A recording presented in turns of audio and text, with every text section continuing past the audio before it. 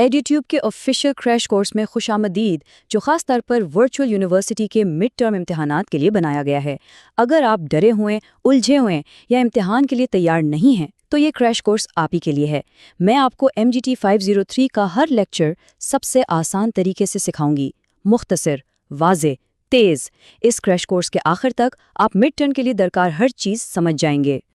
چلیں شروع کرتے ہیں۔ یہ جو عظیم الشان اہرام نظر آ رہے ہیں نا، یہ ہزاروں سال پہلے بنائے گئے تھے۔ اب سوچیں، کیا یہ صرف مزدوروں نے بنا دیے ہوں گے؟ بالکل نہیں، ان کے پیچھے ایک زبردست مینجمنٹ تھی۔ تو مینجمنٹ کوئی نئی یا ڈرانے والی چیز نہیں ہے، یہ تو انسان کی ایک بہت پرانی صلاحیت ہے جس کی وجہ سے تاریخ کی اتنی بڑی بڑی چیزیں بنانا ممکن ہوا۔ مجھے معلوم ہے کہ یہ مضمون مشکل لگ سکتا ہے، لیکن بالکل فکر کرنے کی ضرورت نہیں۔ اس کورس کے لیے کسی پرانے علم کی ضرورت نہیں ہے۔ ہر چیز کو سب سے آسان طریقے سے سمجھایا جائے گا۔ ہم قدم بقدم آگے بڑھیں گے اور صرف وہی پڑھیں گے جو امتحان کے لیے سب سے زیادہ ضروری ہے۔ اچھا، تو آج کا ہمارا سفر بہت سادہ سا ہے۔ ہم 3 چیزیں سمجھیں گے۔ سب سے پہلے مینجمنٹ کی تاریخ کیا ہے، پھر یہ دیکھیں گے کہ آرگنائزیشن کیا ہوتی ہے، اور آخر میں مینیجرز اصل میں کرتے کیا ہیں۔ تو چلیں شروع کرتے ہیں حصہ اول سے، تاریخ میں مینجمنٹ۔ آئیے دیکھتے ہیں کہ یہ سب کہاں سے شروع ہوا۔ دیکھیں، مینجمنٹ وقت کے ساتھ بدلی ہے۔ قدیم زمانے کے بڑے بڑے پروجیکٹ سے لے کر آج کے جدید نظریات تک یہ ہمیشہ ہمارے ساتھ رہی ہے، بس ہر دور میں اس کی شکل بدلتی رہی ہے۔ ذرا ان پروجیکٹس کا پیمانہ دیکھیں۔ اہرام مصر کے لیے 1,00,000 مزدوروں نے 20 سال تک کام کیا۔ دیواریں چین 6,000 کلومیٹر لمبی ہے۔ یہ سب کچھ منصوبہ بندی یعنی پلاننگ، تنظیم سازی یعنی آرگنائزنگ، قیادت یعنی لیڈنگ، اور کنٹرول یعنی کنٹرولنگ کے بغیر ہو ہی نہیں سکتا تھا۔ یہی 4 بنیادی کام آج بھی مینیجرز کرتے ہیں۔ پھر 1776 میں ایک بہت بڑا موڑ آیا۔ ایڈم اسمتھ نے ایک انقلابی نظریہ پیش کیا، اسپیشلائزیشن یعنی کام کی تقسیم۔ انہوں نے بتایا کہ پیداوار بڑھانے کا راز کام کو بانٹنے میں ہے۔ اس کی سب سے مشہور مثال ٹن فیکٹری کی ہے۔ اگر ایک ہی بندہ سارے کام خود کرے تو وہ دن میں مشکل سے 10 پن بنا پائے گا، لیکن اگر 10 لوگ مل کر کام کو چھوٹے چھوٹے حصوں میں بانٹ لیں تو وہی 10 لوگ مل کر ایک دن میں 48,000 پن بنا سکتے ہیں۔ سوچیں ذرا، صرف کام کو تقسیم کرنے سے پیداوار میں کتنا بڑا، کتنا زبردست فرق پڑ گیا۔ ایڈم اسمتھ کے اسی نظریے نے صنعتی انقلاب کی بنیاد رکھی۔ چھوٹی ورکشاپس کی جگہ بڑی بڑی فیکٹریوں نے لے لیں۔ اب اچانک بہت سی مشینوں، بہت سے لوگوں اور پیچیدہ کاموں کو سنبھالنے کے لیے کسی کی ضرورت پڑی، اور یہیں سے باقاعدہ مینیجر کا کردار پیدا ہوا۔ اب آتے ہیں حصہ دوم پر، آرگنائزیشن کیا ہے۔ اب جب کہ ہم جانتے ہیں کہ مینیجرز کی ضرورت کیوں پڑی، آئیے دیکھتے ہیں کہ وہ کام کہاں کرتے ہیں، یعنی ایک آرگنائزیشن میں۔ آرگنائزیشن کی تعریف بہت ہی سادہ ہے۔ جب بھی 2 یا 2 سے زیادہ لوگ ایک مقصد کے لیے مل کر کام کریں تو وہ ایک آرگنائزیشن ہے، جیسے کوئی مقامی دکان یا پھر ایک کرکٹ ٹیم۔ اچھا، اب یہ ایک بہت اہم نقطہ ہے امتحان کے لیے خاص طور پر۔ ہر آرگنائزیشن 5 ستونوں پر کھڑی ہوتی ہے، جسے کہتے ہیں POLCA، لیکن اپنے مڈ ٹرم کے لیے پہلے 4 سب سے اہم ہیں، یعنی پلاننگ، آرگنائزنگ، لیڈنگ اور کنٹرولنگ۔ ہم اس پورے کورس میں انہی 4 پر فوکس رکھیں گے۔ تو اب ہمارا تیسرا حصہ، مینیجرز کیا کرتے ہیں۔ تو ایک مینیجر اصل میں کرتا کیا ہے؟ آئیے اس کے 4 اہم کاموں کو سمجھتے ہیں۔ یاد رکھیں، مینیجر صرف باس نہیں ہوتا، مینیجر ایک کوآرڈینیٹر ہوتا ہے جو دوسروں کو کامیاب ہونے میں مدد کرتا ہے تاکہ تنظیم کے مقاصد حاصل کیے جا سکیں۔ مینیجر کا پہلا کام ہے منصوبہ بندی، یعنی یہ طے کرنا کہ جانا کہاں ہے۔ مثال کے طور پر یہ فیصلہ کرنا کہ ایک نئی کافی شاپ کھولی جائے، یہ پلاننگ ہے۔ دوسرا کام ہے تنظیم سازی، مطلب منصوبے کو پورا کرنے کے لیے تمام ضروری چیزوں اور لوگوں کو اکٹھا کرنا، جیسے بریستا کو نوکری پر رکھنا اور مشینیں خریدنا۔ تیسرا کام ہے قیادت۔ یہ مینجمنٹ کا انسانی پہلو ہے، لوگوں کو متاثر کرنا اور ان کی رہنمائی کرنا، جیسے ٹیم میں جوش پیدا کرنا کہ وہ شہر کی بہترین کافی بنائیں۔ اور چوتھا کام ہے کنٹرولنگ، یعنی یہ دیکھنا کہ منصوبہ کام کر رہا ہے یا نہیں، اور اگر نہیں تو ضروری تبدیلیاں کرنا، جیسے یہ چیک کرنا کہ کیا فروخت کا ہدف پورا ہوا۔ تو یہ سب پڑھنا کیوں اہم ہے؟ کیونکہ مینجمنٹ صرف امتحان کے لیے نہیں بلکہ ہر کریئر کے لیے مفید ہے۔ یہ ہمیں اپنے ذاتی اہداف حاصل کرنے میں مدد دیتی ہے اور کام کی جگہ کو بہتر طور پر سمجھنے کا موقع فراہم کرتی ہے۔ ٹھیک ہے، آئیے 1 منٹ رک کر جو کچھ ہم نے سیکھا ہے اسے دہرا لیتے ہیں تاکہ یہ سب ذہن میں اچھی طرح بیٹھ جائے۔ ذرا یاد کرنے کی کوشش کریں، مینجمنٹ کی وہ تاریخی مثالیں کون سی تھیں؟ بالکل صحیح، اہرام مصر اور دیوار چین۔ پھر ایڈم اسمتھ کا کام کی تقسیم کا نظریہ آیا اور آخر میں صنعتی انقلاب نے مینیجرز کی ضرورت کو بہت بڑھا دیا۔ اور مینیجر کے بنیادی کام کون سے ہیں؟ وہ 4 اہم کام۔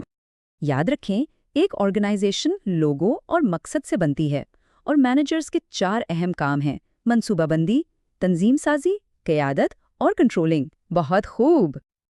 آپ نے اپنے MGT 503 کریش کورس کا پہلا حصہ مکمل کر لیا ہے۔ اگر آپ یہ سمجھ گئے ہیں تو اگلی لیکچرز بہت آسان ہو جائیں گے۔ آئیے اس سفر کو ایک ساتھ جاری رکھیں۔ ایڈیوٹیوب کے VU مڈ امتحانات کے کریش کورس میں واپس خوش آمدید۔ اگر پہلی ویڈیو سمجھ آ گئی تھی تو یقین کریں یہ حصہ تو اور بھی آسان لگے گا۔ میں لیسن 3 اور لیسن 4 کو سب سے آسان طریقے سے سمجھاؤں گا، مختصر، واضح اور تیز۔ اس کے آخر تک مینیجریل رولز اور POLCA بالکل کلیئر ہو جائیں گے۔ مینیجر کے بارے میں سوچتے ہی کیا خیال آتا ہے؟ یہی نا کہ بس آرڈر دیتے ہیں، لیکن اصل کہانی بالکل الگ ہے۔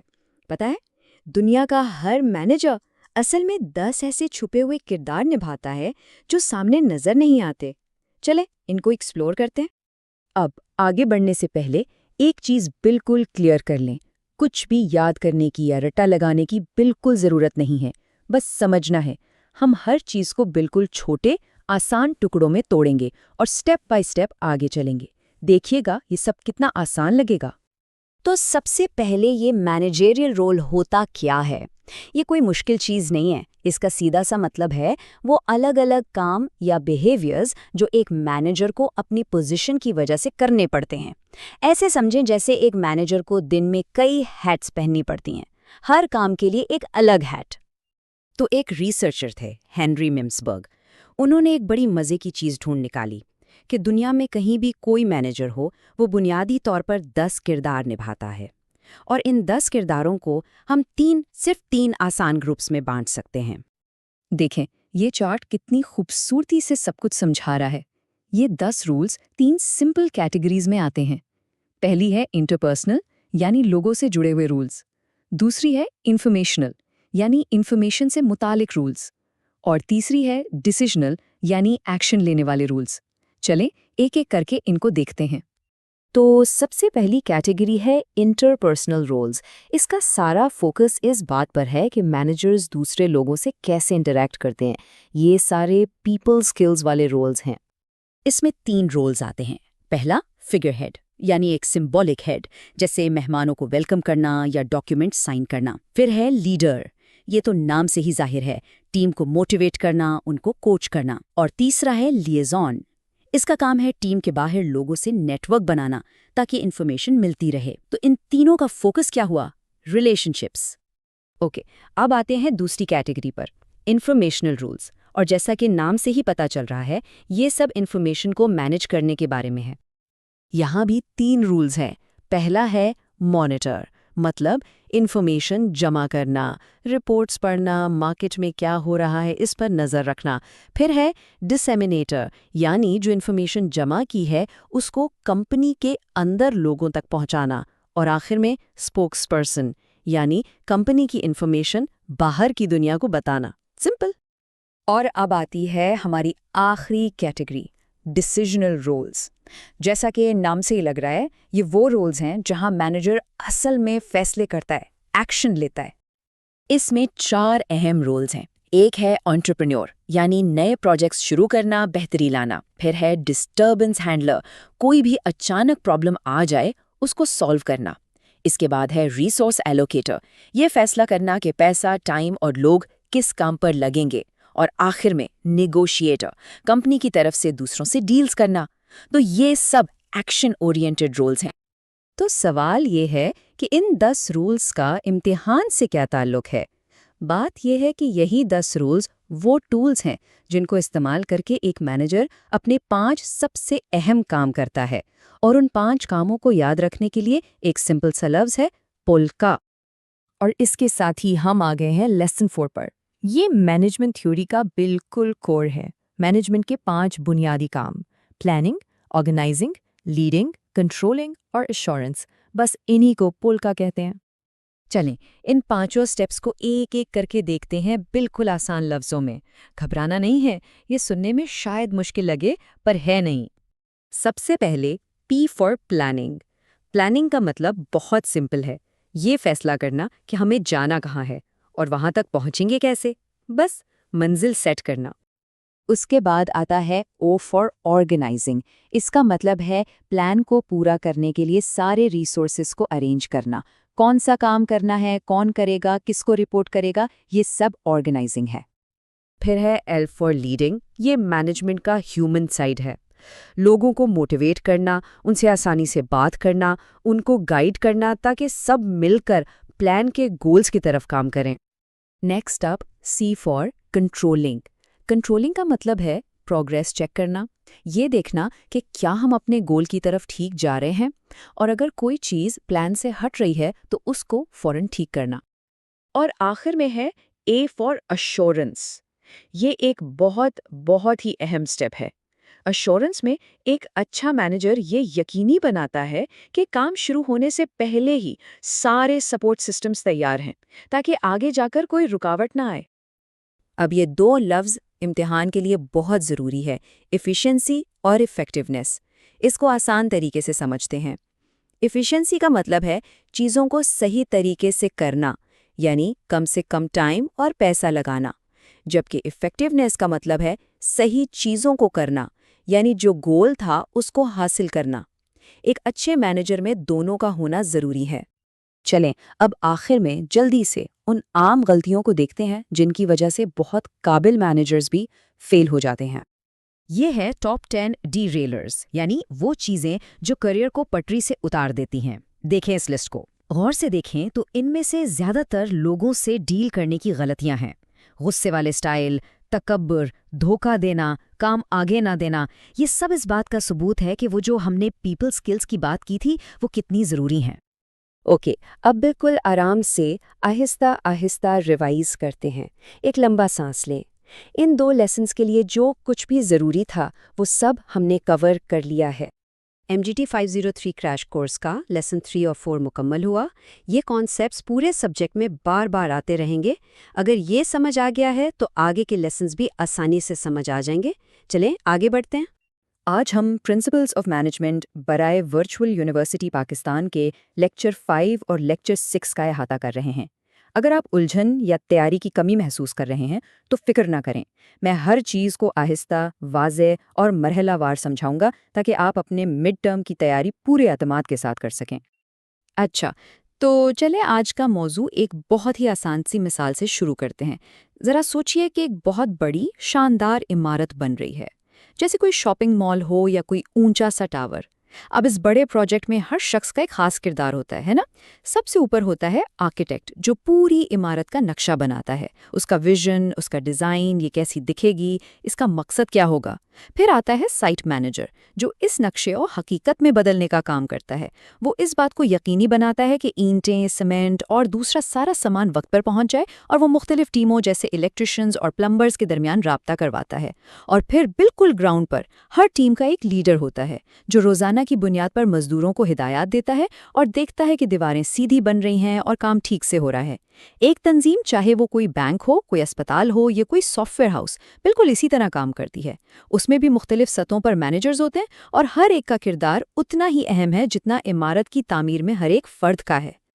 تو یہ ہے ہمارا آج کا روٹ میپ۔ ہم ان 5 مراحل سے گزریں گے۔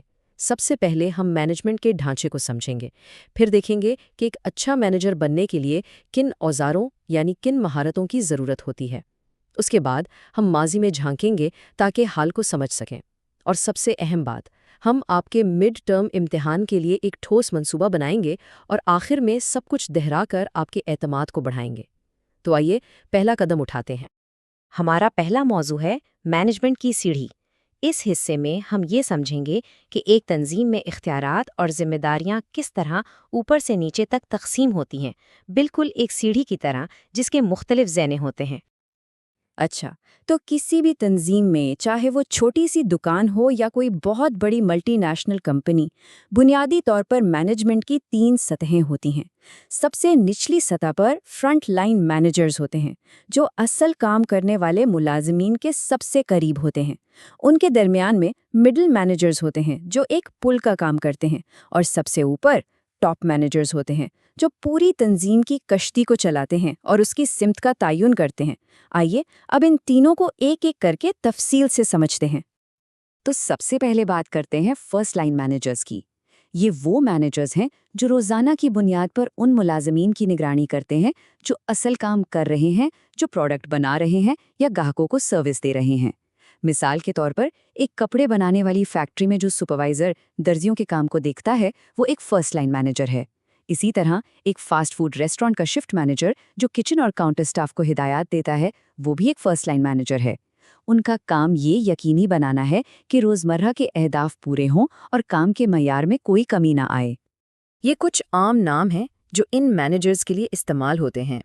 جب بھی آپ کسی کے عہدے میں سپروائزر، فورمین یا شفٹ مینیجر جیسا لفظ دیکھیں تو فوراً سمجھ جائیں کہ یہ وہ شخص ہے جو گراؤنڈ لیول پر ٹیم کو براہ راست سنبھال رہا ہے۔ یہ وہ لوگ ہیں جو اس بات کو یقینی بناتے ہیں کہ کام ہو رہا ہے اور ٹھیک طرح سے ہو رہا ہے۔ ان کی سب سے بڑی ذمہ داری اپنے ملازمین کے کام کی براہ راست نگرانی کرنا ہے، لیکن آج کے دور میں ان کا کردار صرف حکم دینے والے باس کا نہیں رہا۔ اب ایک اچھے فرسٹ لائن مینیجر سے توقع کی جاتی ہے کہ وہ اپنی ٹیم کے لیے ایک کوچ، ایک رہنما اور ایک سہولت کار بنے۔ وہ صرف یہ نہیں بتاتا کہ کیا کرنا ہے، بلکہ یہ بھی سکھاتا ہے کہ کیسے کرنا ہے۔ وہ اپنی ٹیم کے مسائل سنتا ہے، ان کی حوصلہ افزائی کرتا ہے اور ایک ایسا پازیٹیو ماحول بناتا ہے جہاں ہر کوئی مل کر خوشی سے کام کرے۔ اب آتے ہیں سیڑھی کے درمیانی زینے پر، یعنی مڈل مینیجرز۔ یہ لوگ ٹاپ مینیجرز اور فرسٹ لائن مینیجرز کے درمیان ایک بہت ہی اہم پل کا کام کرتے ہیں۔ یہ ٹاپ مینجمنٹ کے بڑے اور لمبے منصوبوں کو لیتے ہیں اور انہیں چھوٹے قابل عمل حصوں میں توڑ کر فرسٹ لائن مینیجرز تک پہنچاتے ہیں۔ مثال کے طور پر ایک بڑی کمپنی کا ریجنل سیلز مینیجر ایک مڈل مینیجر ہے۔ اسے کمپنی کے CEO یعنی ٹاپ مینیجر سے پورے ملک کے لیے سالانہ سیلز کا ایک بڑا ہدف ملتا ہے، اور وہ اس ہدف کو اپنی ریجن کے مختلف شہروں کے سٹی سیلز مینیجرز یعنی فرسٹ لائن مینیجرز میں تقسیم کر دیتا ہے اور ان کی مدد کرتا ہے کہ وہ اسے حاصل کریں۔ ان کی ذمہ داریاں بہت وسیع ہیں۔ یہ صرف منصوبے آگے نہیں بڑھاتے، بلکہ یہ بھی یقینی بناتے ہیں کہ ان منصوبوں کو پورا کرنے کے لیے ضروری وسائل جیسے بجٹ، عملہ اور ٹیکنالوجی دستیاب ہوں۔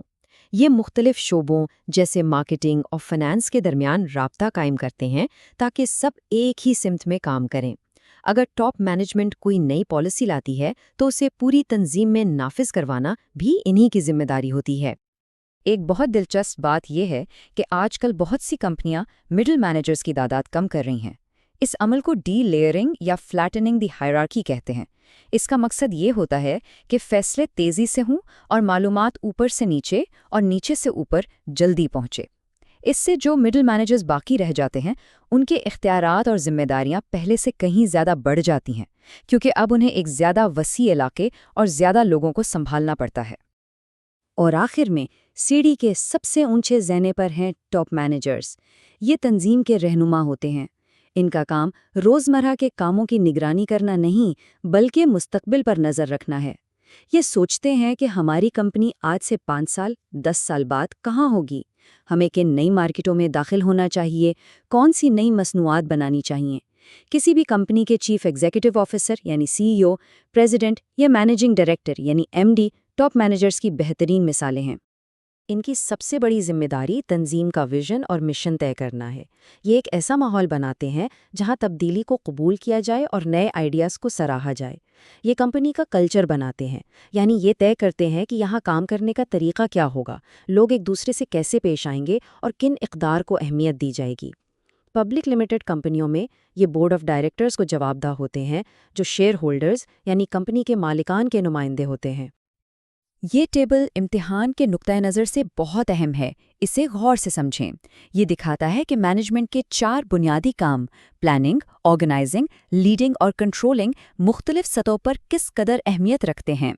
دیکھیں، پلاننگ یعنی منصوبہ بندی ٹاپ مینیجرز کے لیے سب سے اہم ہے کیونکہ وہ طویل مدتی حکمت عملی بناتے ہیں۔ اس کے برعکس لیڈنگ یعنی لوگوں کی رہنمائی کرنا فرسٹ لائن مینیجرز کے لیے سب سے اہم ہے کیونکہ وہ براہ راست ٹیموں کے ساتھ کام کرتے ہیں اور انہیں روزانہ کی بنیاد پر متحرک رکھنا ہوتا ہے۔ آرگنائزنگ یعنی وسائل کو منظم کرنا ٹاپ اور مڈل مینیجرز کے لیے زیادہ اہم ہے، جبکہ کنٹرولنگ یعنی کارکردگی کی نگرانی کرنا ہر سطح پر یکساں طور پر ضروری ہے۔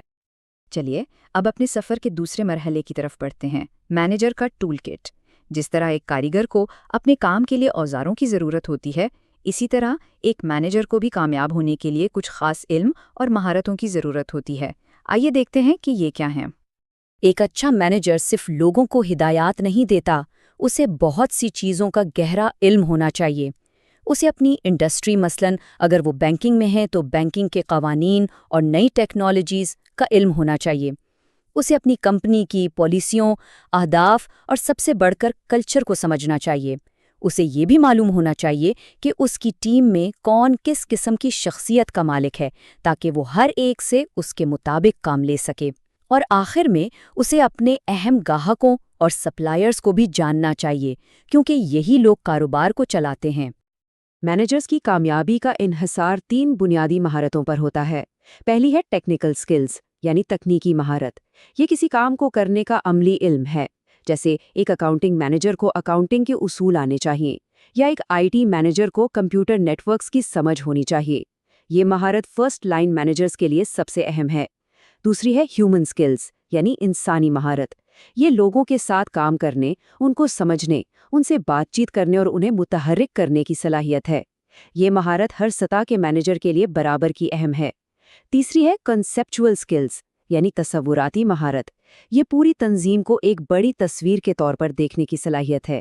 یہ سمجھنا کہ مختلف شعبے ایک دوسرے سے کیسے جڑے ہیں اور بیرونی دنیا کی تبدیلیاں جیسے معاشی حالات یا حکومتی پالیسیاں تنظیم پر کیسے اثر انداز ہوں گی۔ یہ مہارت ٹاپ مینیجرز کے لیے سب سے زیادہ ضروری ہے۔ یہ 2 تصورات ایفیشنسی اور ایفیکٹونیس مینجمنٹ میں بہت بنیادی حیثیت رکھتے ہیں اور ان کا فرق سمجھنا بہت ضروری ہے۔ ایفیشنسی کا مطلب ہے کام کو صحیح طریقے سے کرنا، یعنی کم سے کم وقت، کم سے کم لاگت اور کم سے کم وسائل استعمال کر کے زیادہ سے زیادہ کام کرنا۔ مثال کے طور پر اگر ایک طالب علم 1 گھنٹے میں 1 باب یاد کر لیتا ہے تو وہ ایفیشنٹ ہے۔ دوسری طرف ایفیکٹونیس کا مطلب ہے صحیح کام کرنا، یعنی وہ کام کرنا جو آپ کو آپ کے مقصد تک پہنچائے۔ اب اگر وہی طالب علم 1 گھنٹے میں وہ باب یاد کرتا ہے جو امتحان میں آنا ہی نہیں ہے تو وہ ایفیشنٹ تو ہے لیکن ایفیکٹو نہیں ہے۔ ایک کامیاب مینیجر کو دونوں ہونا پڑتا ہے، اسے صحیح کام ایفیکٹونیس کو صحیح طریقے ایفیشنسی سے کرنا ہوتا ہے۔ آج کے دنیا میں مینجمنٹ پہلے سے بہت مختلف اور مشکل ہو گئی ہے۔ مینیجرز کو 4 بڑے چیلنجز کا سامنا ہے۔ پہلا ہے انوویشن، مسلسل نئی ٹیکنالوجیز اور نئے آئیڈیاز کو اپنانا پڑتا ہے ورنہ آپ مقابلے میں پیچھے رہ جائیں گے۔ دوسرا ہے ورک فورس ڈائیورسٹی، اب ٹیموں میں مختلف عمروں، ثقافتوں اور پس منظر کے لوگ ہوتے ہیں اور ان سب کو ساتھ لے کر چلنا ایک ہنر ہے۔ تیسرا ہے گلوبل کمپٹیشن، اب مقابلہ صرف مقامی کمپنیوں سے نہیں بلکہ انٹرنیٹ کی وجہ سے پوری دنیا کی کمپنیوں سے ہے۔ اور چوتھا ہے کوالٹی مینجمنٹ، صارفین اب بہترین معیار کی توقع رکھتے ہیں، اس لیے مسلسل اپنی مصنوعات اور خدمات کو بہتر بنانا پڑتا ہے۔ اب ہم لیکچر 6 کے مواد کی طرف آتے ہیں جو مینجمنٹ کی تاریخ کے بارے میں ہے۔ شاید کچھ لوگ سوچیں کہ پرانی باتیں پڑھنے کا کیا فائدہ، لیکن جس طرح ایک ڈاکٹر کے لیے میڈیسن کی تاریخ جاننا ضروری ہے، اسی طرح ایک اچھے مینیجر کے لیے مینجمنٹ کی تاریخ کو سمجھنا بھی اہم ہے۔ اس سے ہمیں پتہ چلتا ہے کہ آج کے نظریات کیسے وجود میں آئے۔ تو سوال یہ ہے کہ تاریخ کیوں اہم ہے؟ اس کی 2 بڑی وجوہات ہیں۔ پہلی، تاریخ ہمیں بتاتی ہے کہ ہمارے آج کے طریقے اور نظریات کن تجربات اور غلطیوں کا نتیجہ ہیں۔ اس سے ہمیں ان کی گہرائی سمجھنے میں مدد ملتی ہے۔ دوسری وجہ یہ ہے کہ تاریخ ہمیں یہ دکھاتی ہے کہ خیالات وقت کے ساتھ کیسے بدلتے ہیں۔ جو چیز 50 سال پہلے بہترین سمجھی جاتی تھی وہ آج شاید کارآمد نہ ہو، اور یہ ہمیں مستقبل کے لیے زیادہ لچکدار اور کھلے ذہن کا بناتی ہے۔ मैनेजमेंट कोई 20वीं सदी की इजाद नहीं है, इसका अमल हजारों साल पुराना है। जब कदीम मिस्र में अहराम मिस्र तामीर हुए तो लाखों मजदूरों के काम को मुनज़्ज़म करना, उनके लिए खाने पीने का इंतज़ाम करना और तामीराती मंसूबे को वक्त पर मुकम्मल करना, यह सब मैनेजमेंट ही था। लेकिन जदीद मैनेजमेंट की बुनियाद 1776 में एडम स्मिथ के नज़रिए से पड़ी। फिर सनती इनकलाब आया, जिसने छोटी वर्कशॉप्स की जगह बड़ी बड़ी फैक्ट्रियां ले लीं, जहां हज़ारों लोग मशीनों पर काम करते थे। इतने बड़े पैमाने पर काम को मुनज़्ज़म करने के लिए बाकायदा मैनेजर्स की ज़रूरत पड़ी, और यूं जदीद मैनेजमेंट के नज़रियात ने जन्म लिया। एडम स्मिथ ने डिवीजन ऑफ लेबर यानी काम की तकसीम का इनकलाबी तस्वुर पेश किया। उन्होंने पिन बनाने वाली फैक्ट्री की मिसाल दी। अगर एक ही शख्स तार काटने से लेकर पिन को पॉलिश करने तक सारे काम खुद करे तो वो दिन में शायद एक पिन भी न बना पाए। लेकिन अगर काम को छोटे छोटे हिस्सों में तकसीम कर दिया जाए, एक शख्स सिर्फ तार काटे, दूसरा उसे सीधा करे, तीसरा उसकी नोक बनाए, तो हर शख्स अपने काम में माहिर हो जाता है। स्मिथ के मुताबिक इस तरीके से 10 लोग मिलकर एक दिन में 48,000 पिन्ने बना सकते थे। ये पैदावार में एक नाकाबिले यकीन इजाफा था, और इसी नज़रिए ने बड़े पैमाने पर पैदावार की बुनियाद रखी। जदीद मैनेजमेंट के नज़रियात से पहले भी कुछ मुफक्करीन ने अहम ख्यालात पेश किए। उनमें से एक रॉबर्ट ओवन थे। वो एक ऐसे दौर में थे जब फैक्ट्री मालिकान मजदूरों से 14-16 घंटे काम लेते थे और उन्हें बहुत कम उजरत देते थे। ओवन ने इसके खिलाफ आवाज़ उठाई और कहा कि अगर आप अपने मजदूरों का ख्याल रखेंगे, उन्हें बेहतर काम का माहौल और अच्छी रिहाइश देंगे, तो वो ज़्यादा मेहनत और लगन से काम करेंगे और आपका मुनाफा भी बढ़ेगा। ये उस वक्त के लिए एक बहुत तरक्की पसंद सोच थी। चार्ल्स बैबेज को हम कंप्यूटर के मूजिद के तौर पर जानते हैं, लेकिन मैनेजमेंट में भी उनकी खिदमात हैं। उन्होंने कहा कि जिस तरह जिस्मानी काम को तकसीम किया जा सकता है, इसी तरह ज़हनी काम को भी तकसीम करना चाहिए। यानी हर शख्स को उसकी ज़हनी काबिलियत और महारत के मुताबिक काम देना चाहिए। उन्होंने ये भी कहा कि मुलाजमीन को कंपनी के मुनाफे में हिस्सा देना चाहिए, जिसे हम आज प्रॉफिट शेयरिंग कहते हैं। ये ख्याल मुलाजमीन की हौसला अफजाई के लिए बहुत अहम साबित हुआ। हेनरी टाउन ने इस बात पर जोर दिया कि मैनेजमेंट सिर्फ अंदाजे या ज़ाती तजुर्बे का नाम नहीं है, ये एक बाकायदा इल्म है, एक साइंस है जिसके अपने उसूल और तरीके हैं। उन्होंने कहा कि जिस तरह इंजीनियरिंग के उसूल कॉलेजों में पढ़ाए जाते हैं, उसी तरह मैनेजमेंट के उसूल भी पढ़ाए जाने चाहिए, ताकि तरबियत याफ्ता और पेशावर मैनेजर्स तैयार किए जा सकें। उनके इसी ख्याल ने मैनेजमेंट को एक तालीमी शोबे के तौर पर कायम करने में मदद दी। ठीक है, हमने बहुत कुछ सीख लिया है। अब इस हिस्से पर आते हैं जिसका सबको इंतज़ार होगा, आपका मिड टर्म गेम प्लान। मैं बिल्कुल वाज़े तौर पर बताऊंगा कि इन दोनों लेक्चर्स में से कौन से मौज़ूआत इम्तिहान के लिए सबसे ज़्यादा अहम है, ताकि आप अपनी तैयारी उन पर मरकूज़ कर सकें। अपना कलम और कागज़ तैयार रखें। लेक्चर 5 से 3 चीज़ें सबसे अहम हैं। पहली, मैनेजर्स की तीनों सतहें, फर्स्ट लाइन, मिडिल और टॉप। आपको हर एक की तारीफ और उनकी 2 से 3 अहम जिम्मेदारियां मालूम होनी चाहिए। दूसरी, 3 कलीदी महारतें, टेक्निकल, ह्यूमन और कॉन्सेप्चुअल।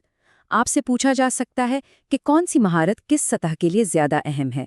और तीसरी और शायद सबसे अहम, एफिशिएंसी और इफ़ेक्टिवनेस का फ़र्क। आपको इन दोनों की तारीफ और एक मिसाल के साथ उनका फ़र्क वाज़े करना आना चाहिए। ये सवाल तकरीबन हर बार इम्तिहान में आता है। लेक्चर 6 से आपको सबसे पहले ये समझना चाहिए कि हम मैनेजमेंट की तारीख क्यों पढ़ते हैं। दूसरा, एडम स्मिथ का डिवीजन ऑफ लेबर का तस्वुर पिन फैक्ट्री की मिसाल के साथ बहुत अहम है। तीसरा, सनती इनकलाब ने बाकायदा मैनेजमेंट की ज़रूरत कैसे पैदा की, ये एक अहम तस्वुर है।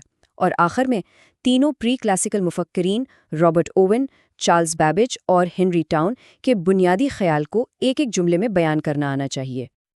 बहुत अच्छा। अब इम्तिहान के लिए आपका एतमाद मज़ीद बढ़ाने के लिए आइए इन तमाम अहम नुकात का एक बार फिर आहिस्ता आहिस्ता और वाज़े तौर पर जायज़ा लेते हैं। गहरा सांस लें और मेरे साथ इन नुकात को अपने जहन में ताज़ा करें। हमने सीखा कि मैनेजमेंट की 3 सतहें हैं। फर्स्ट लाइन मैनेजर्स, जो रोज़मर्रा के काम की निगरानी करते हैं। मिडिल मैनेजर्स, जो टॉप और फर्स्ट लाइन के दरमियान पुल का काम करते हैं।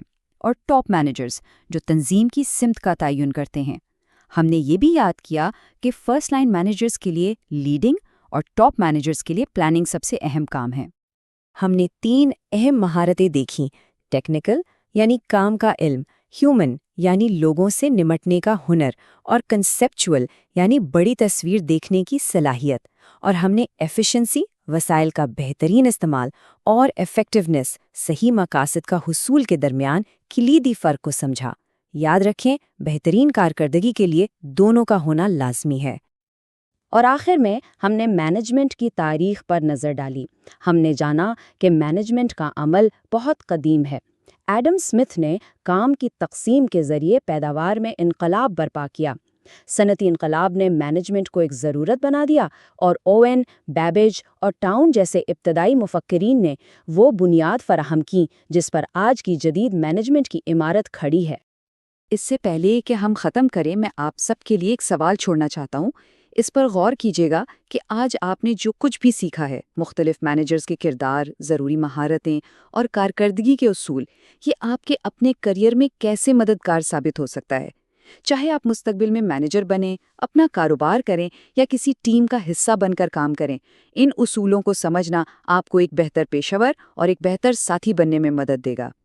یہ لیکچر اب مکمل ہو گیا ہے۔ اگر آپ کو یہ سمجھ آ گیا تو MGT 503 کے لیے آپ کی بنیاد بہت مضبوط ہو گئی ہے۔ اگلا لیکچر اور بھی آسان لگے گا۔ چلیے اس سفر کو ایک ساتھ جاری رکھتے ہیں۔ آج ہم ورچوئل یونیورسٹی پاکستان کے لیے پرنسپلز آف مینجمنٹ کے لیکچر 7 اور لیکچر 8 کا احاطہ کر رہے ہیں۔ اگر آپ الجھن یا غیر تیاری محسوس کر رہے ہیں تو فکر نہ کریں، میں ہر چیز کو آہستہ، واضح اور مرحلہ وار سمجھاؤں گا تاکہ آپ اپنے مڈ ٹرم کے لیے مضبوط اعتماد پیدا کر سکیں۔ خوش آمدید، چلیں اس میں گہرائی میں اترتے ہیں۔ کبھی سوچا ہے کہ آج سے 1 صدی پہلے جب نہ کوئی کمپیوٹر تھا، نہ کوئی جدید ٹیکنالوجی، تو بڑی بڑی فیکٹریاں جہاں ہزاروں لوگ کام کرتے تھے، وہ آخر چلتی کیسے تھیں؟ یہ کون فیصلہ کرتا تھا کہ کون سا ورکر کیا کام کرے گا اور کام کرنے کا سب سے تیز اور سب سے اچھا طریقہ کیا ہوگا؟ انہی سوالوں کے جواب میں ہی آج کی جدید مینجمنٹ کی بنیاد چھپی ہوئی ہے۔ آج کی اس گفتگو میں ہم انہی بنیادوں کو سمجھیں گے۔ ہم دیکھیں گے کہ مینجمنٹ کا کلاسیکل نظریہ کیا تھا، پھر ہم دیکھیں گے کہ پوری تنظیم کی ساخت کیسے بنائی جاتی ہے اور ایک مینیجر کا اصل کام کیا ہوتا ہے۔ ہم ہنری فیول کی مشہور 14 اصولوں کو بھی جانیں گے، اور ہاں، آخر میں آپ کی مڈ ٹرم کے لیے ایک خاص جائزہ لیں گے تاکہ سب کچھ اچھی طرح ذہن میں بیٹھ جائے۔ تو آئیے اپنے سفر کا آغاز کرتے ہیں مینجمنٹ کے کلاسیکل نظریے سے۔ یہ وہ پہلا موقع تھا جب لوگوں نے مینجمنٹ کو ایک باقاعدہ سائنس کے طور پہ پڑھنا اور سمجھنا شروع کیا۔ اس ساری سوچ کا ایک ہی مرکزی خیال تھا، کام کرنے کا ایک بہترین طریقہ، یعنی ون بیسٹ وے تلاش کرنا۔ اسی سوچ سے نکلا سائنٹیفک مینجمنٹ کا تصور۔ اس کا مطلب کیا ہے؟ آسان لفظوں میں، سائنسی طریقہ کار یعنی تجربات اور ڈیٹا کا استعمال کرتے ہوئے کسی بھی کام کو کرنے کا وہ ایک بہترین طریقہ تلاش کرنا۔ اس کا سارا زور اس بات پر تھا کہ ایک ورکر کی کارکردگی کو کیسے بہتر بنایا جائے۔ اس کو ایسے سمجھیں جیسے آپ ایک کیک بنانے کی سب سے تیز اور بہترین ترکیب تلاش کر رہے ہیں، تاکہ ہر بار کیک بالکل پرفیکٹ بنے اور وقت بھی کم سے کم لگے۔ اور اس سوچ کے پیچھے جو شخص تھے، ان کا نام تھا فریڈرک وڈلی ٹیلر، جنہیں سائنسی مینجمنٹ کا باپ بھی کہا جاتا ہے۔ ٹیلر نے بیتھلہیم اسٹیل کمپنی میں کام کرتے ہوئے ایک عجیب چیز نوٹ کی۔ انہوں نے دیکھا کہ مزدور جان بوجھ کر اپنی پوری صلاحیت سے کام نہیں کر رہے تھے، وہ سستی دکھا رہے تھے۔ اس چیز کو وہ سولجرنگ کہتے تھے۔ وہ اس سے بہت پریشان تھے اور اس مسئلے کا کوئی ٹھوس حل نکالنا چاہتے تھے۔ تو اس مسئلے کو حل کرنے کے لیے ٹیلر نے اپنا مشہور پیگ آئرن کا تجربہ کیا۔ انہوں نے مزدوروں کے کام کا بہت گہرائی سے مطالعہ کیا، جسے ٹائم اینڈ موشن اسٹڈی کہتے ہیں۔ یعنی انہوں نے دیکھا کہ ایک ورکر کتنا وقت لیتا ہے اور اس دوران وہ کیا کیا حرکتیں کرتا ہے۔ مقصد یہ تھا کہ ہر کام کے لیے سب سے زیادہ مؤثر حرکات کا تعین کیا جا سکے۔ نتیجہ حیران کن تھا۔ انہوں نے مزدوروں کی پیداواری صلاحیت میں 200% سے بھی زیادہ کا اضافہ کر دکھایا۔ ان کا بنیادی عقیدہ یہ تھا کہ مینیجرز کا کام ہے منصوبہ بندی کرنا، یعنی سوچنا، اور ورکرز کا کام ہے اس منصوبے پر عمل کرنا، یعنی کرنا۔ اسی تجربے کی بنیاد پر ٹیلر نے سائنسی مینجمنٹ کے 4 اصول پیش کیے۔ آئیے انہیں ایک ایک کر کے آہستہ آہستہ سمجھتے ہیں۔ پہلا اصول، کام کے ہر حصے کا سائنسی مطالعہ کریں، یعنی اندازوں پر نہیں بلکہ ڈیٹا اور حقائق پر بھروسہ کریں۔ مثال کے طور پر گھر کی صفائی کرتے وقت یہ دیکھنا کہ کون سا طریقہ سب سے کم وقت میں بہترین نتیجہ دیتا ہے۔ دوسرا اصول، ورکرز کو احتیاط سے منتخب اور تربیت دی جائے، بالکل ویسے ہی جیسے کرکٹ ٹیم میں ایک ماہر بالر کو ہی بالنگ کے لیے چنا جاتا ہے۔ تیسرا اصول، ورکرز کے ساتھ مکمل تعاون کرنا تاکہ یہ یقینی بنایا جا سکے کہ وہ سائنسی طریقہ ٹھیک سے استعمال کر رہے ہیں۔ اور آخر میں چوتھا اصول، کام کو مینیجرز اور ورکرز کے درمیان واضح طور پر تقسیم کرنا۔ مینیجر منصوبہ بنائے اور ورکر اس پر عمل کرے۔ ٹیلر کے بعد دوسرے مفکرین نے بھی ان کے کام کو آگے بڑھایا۔ ان میں فرینک اور للین گلبرتھ کا نام بہت اہم ہے۔ انہوں نے غیر ضروری حرکات کو ختم کرنے پر توجہ دی تاکہ ورکرز کی تھکاوٹ کم ہو اور کام زیادہ ہو۔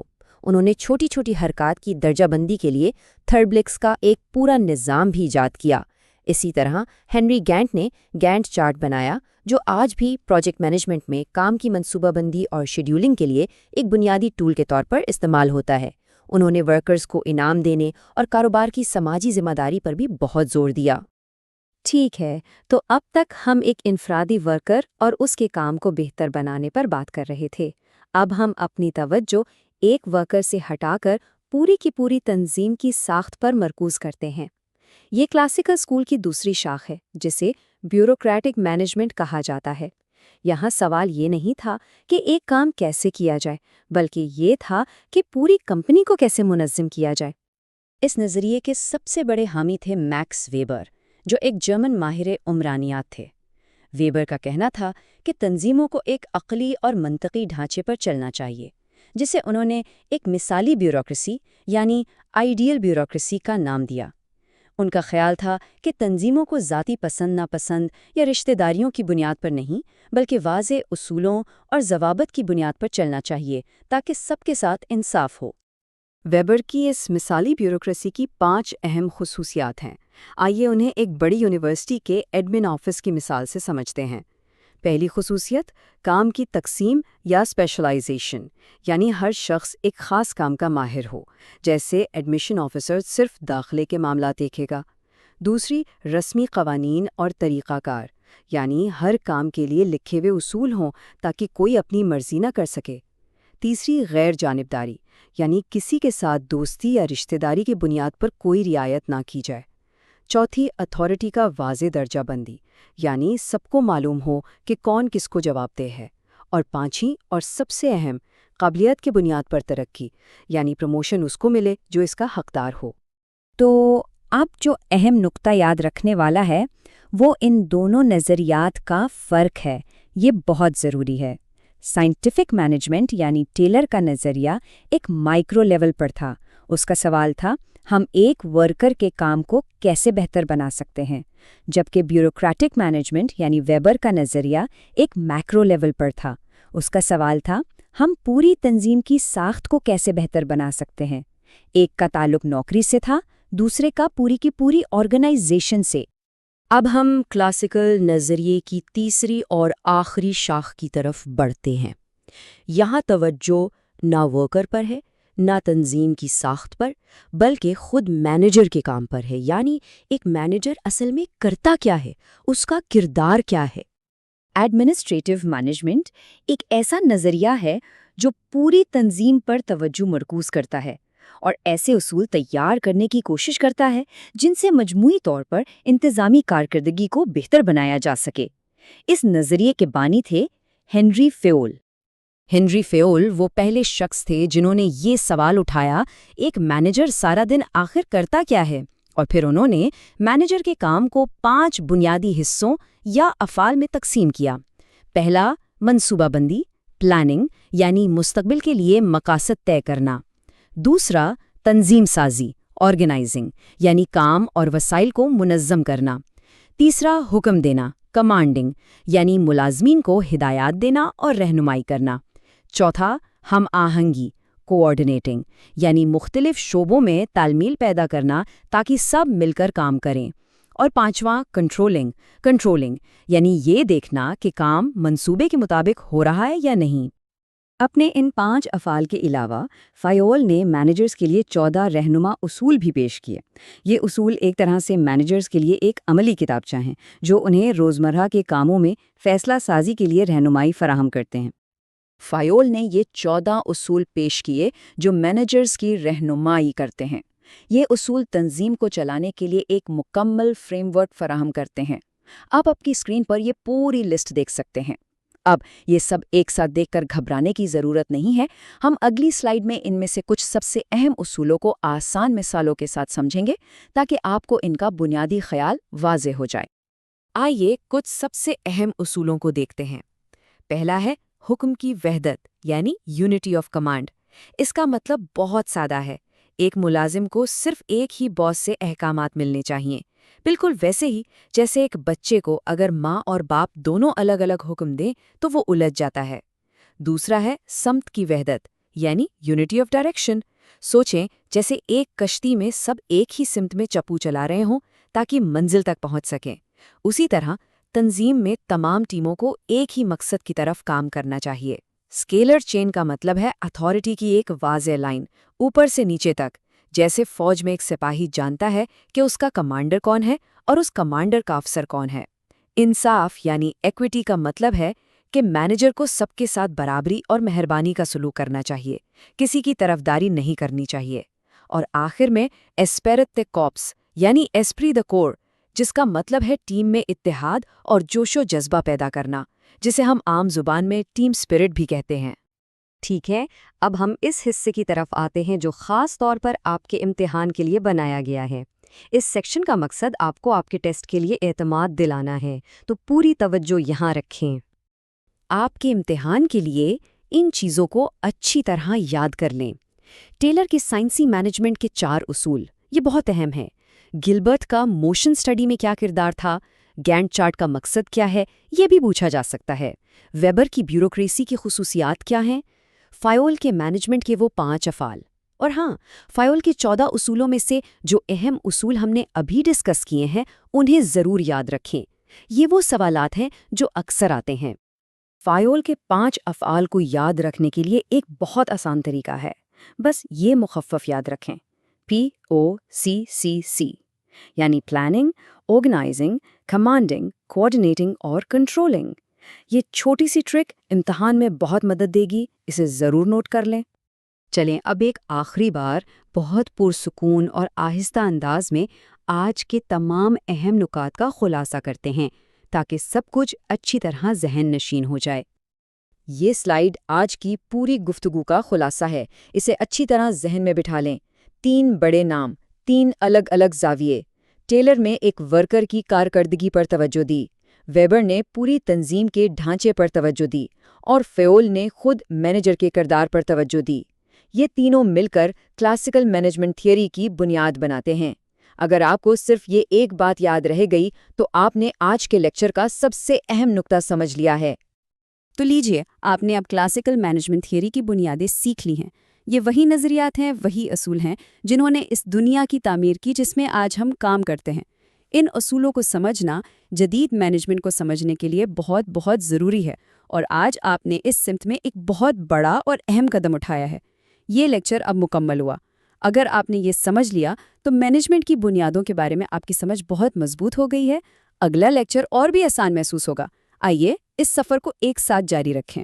آج ہم principles of management for virtual university of Pakistan کے لیکچر 9 اور لیکچر 10 کور کر رہے ہیں۔ اگر آپ سٹریسڈ، ڈرے ہوئے یا انپریپیئرڈ محسوس کر رہے ہیں تو فکر نہ کریں، میں ہر چیز آہستہ، واضح طور پر اور سب سے آسان طریقے سے سکھاؤں گا تاکہ آپ ان چیپٹرز کو پورے اعتماد کے ساتھ سمجھ سکیں۔ چلیں شروع کرتے ہیں۔ کیا آپ نے کبھی سوچا ہے کہ کسی پروجیکٹ میں کچھ ٹیمز مل کر اتنا اچھا کام کیوں کر لیتی ہیں جبکہ دوسری ٹیمز کو ہمیشہ مشکلات کا سامنا کرنا پڑتا ہے؟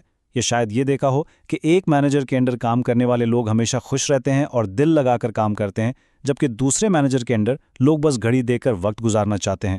ایسا کیوں ہوتا ہے؟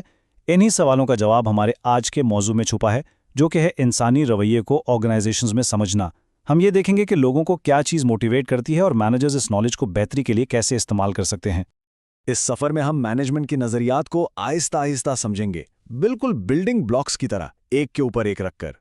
پہلے قدم میں فرام رولز ٹو پیپل ہم مینجمنٹ کی تاریخ میں سفر کریں گے اور دیکھیں گے کہ کیسے مینیجرز صرف قوانین اور پروسیسز سے ہٹ کر انسانوں پر توجہ دینا شروع کی۔ اس کے بعد انڈرسٹینڈنگ واٹ ڈرائیوز میں ہم انسانوں کے ذہن کے اندر جھانکیں گے اور ان ضروریات کو سمجھیں گے جو ہمیں کام کرنے پر آمادہ کرتی ہیں۔ تیسرے سیکشن میں دا پاور آف نمبرز हम देखेंगे कि मैनेजमेंट सिर्फ साइकोलॉजी नहीं है, बल्कि इसमें डेटा और मैथ्स का भी एक बहुत अहम किरदार है। चौथे हिस्से में हम मॉडर्न वेज ऑफ मैनेजिंग पर बात करेंगे, जिसमें हम आजकल के जदीद तरीकों को देखेंगे जो पुराने और नए ख्यालात को मिलाते हैं। और फिक्र बिल्कुल ना करें, आखिर में हमारा 5वां section your exam focus guide है, जहां हम इम्तिहान के लिए सबसे अहम टॉपिक्स को दोहराएंगे ताकि आप पूरे एतमाद के साथ पेपर दे सकें। तो चलिए शुरू करते हैं अपने पहले सेक्शन से, फ्रॉम रूल्स टू पीपल। यहाँ हम मैनेजमेंट की सोच में आने वाली एक बहुत बड़ी इनकलाबी तब्दीली को देखेंगे। जरा 100 साल पहले की फैक्ट्रीज के बारे में सोचिए। उस वक्त मैनेजर्स वर्कर्स को सिर्फ एक मशीन का पुर्जा समझते थे। उनका काम था बस आना, घंटों तक एक ही काम करना और चले जाना। उनकी फीलिंग्स, उनकी सेहत, उनकी खुशियों से किसी को कोई गर्ज नहीं थी। लेकिन फिर कुछ अक्लमंद लोगों को एहसास हुआ कि ये तो जीते जागते इंसान हैं जिनके अपने एहसासात, ख्वाब और ज़रूरियात हैं। उन्हें समझ आया कि एक खुश और सेहतमंद वर्कर ही बेहतर काम कर सकता है। इसी सोच की तब्दीली को बिहेवियरल व्यू पॉइंट कहते हैं।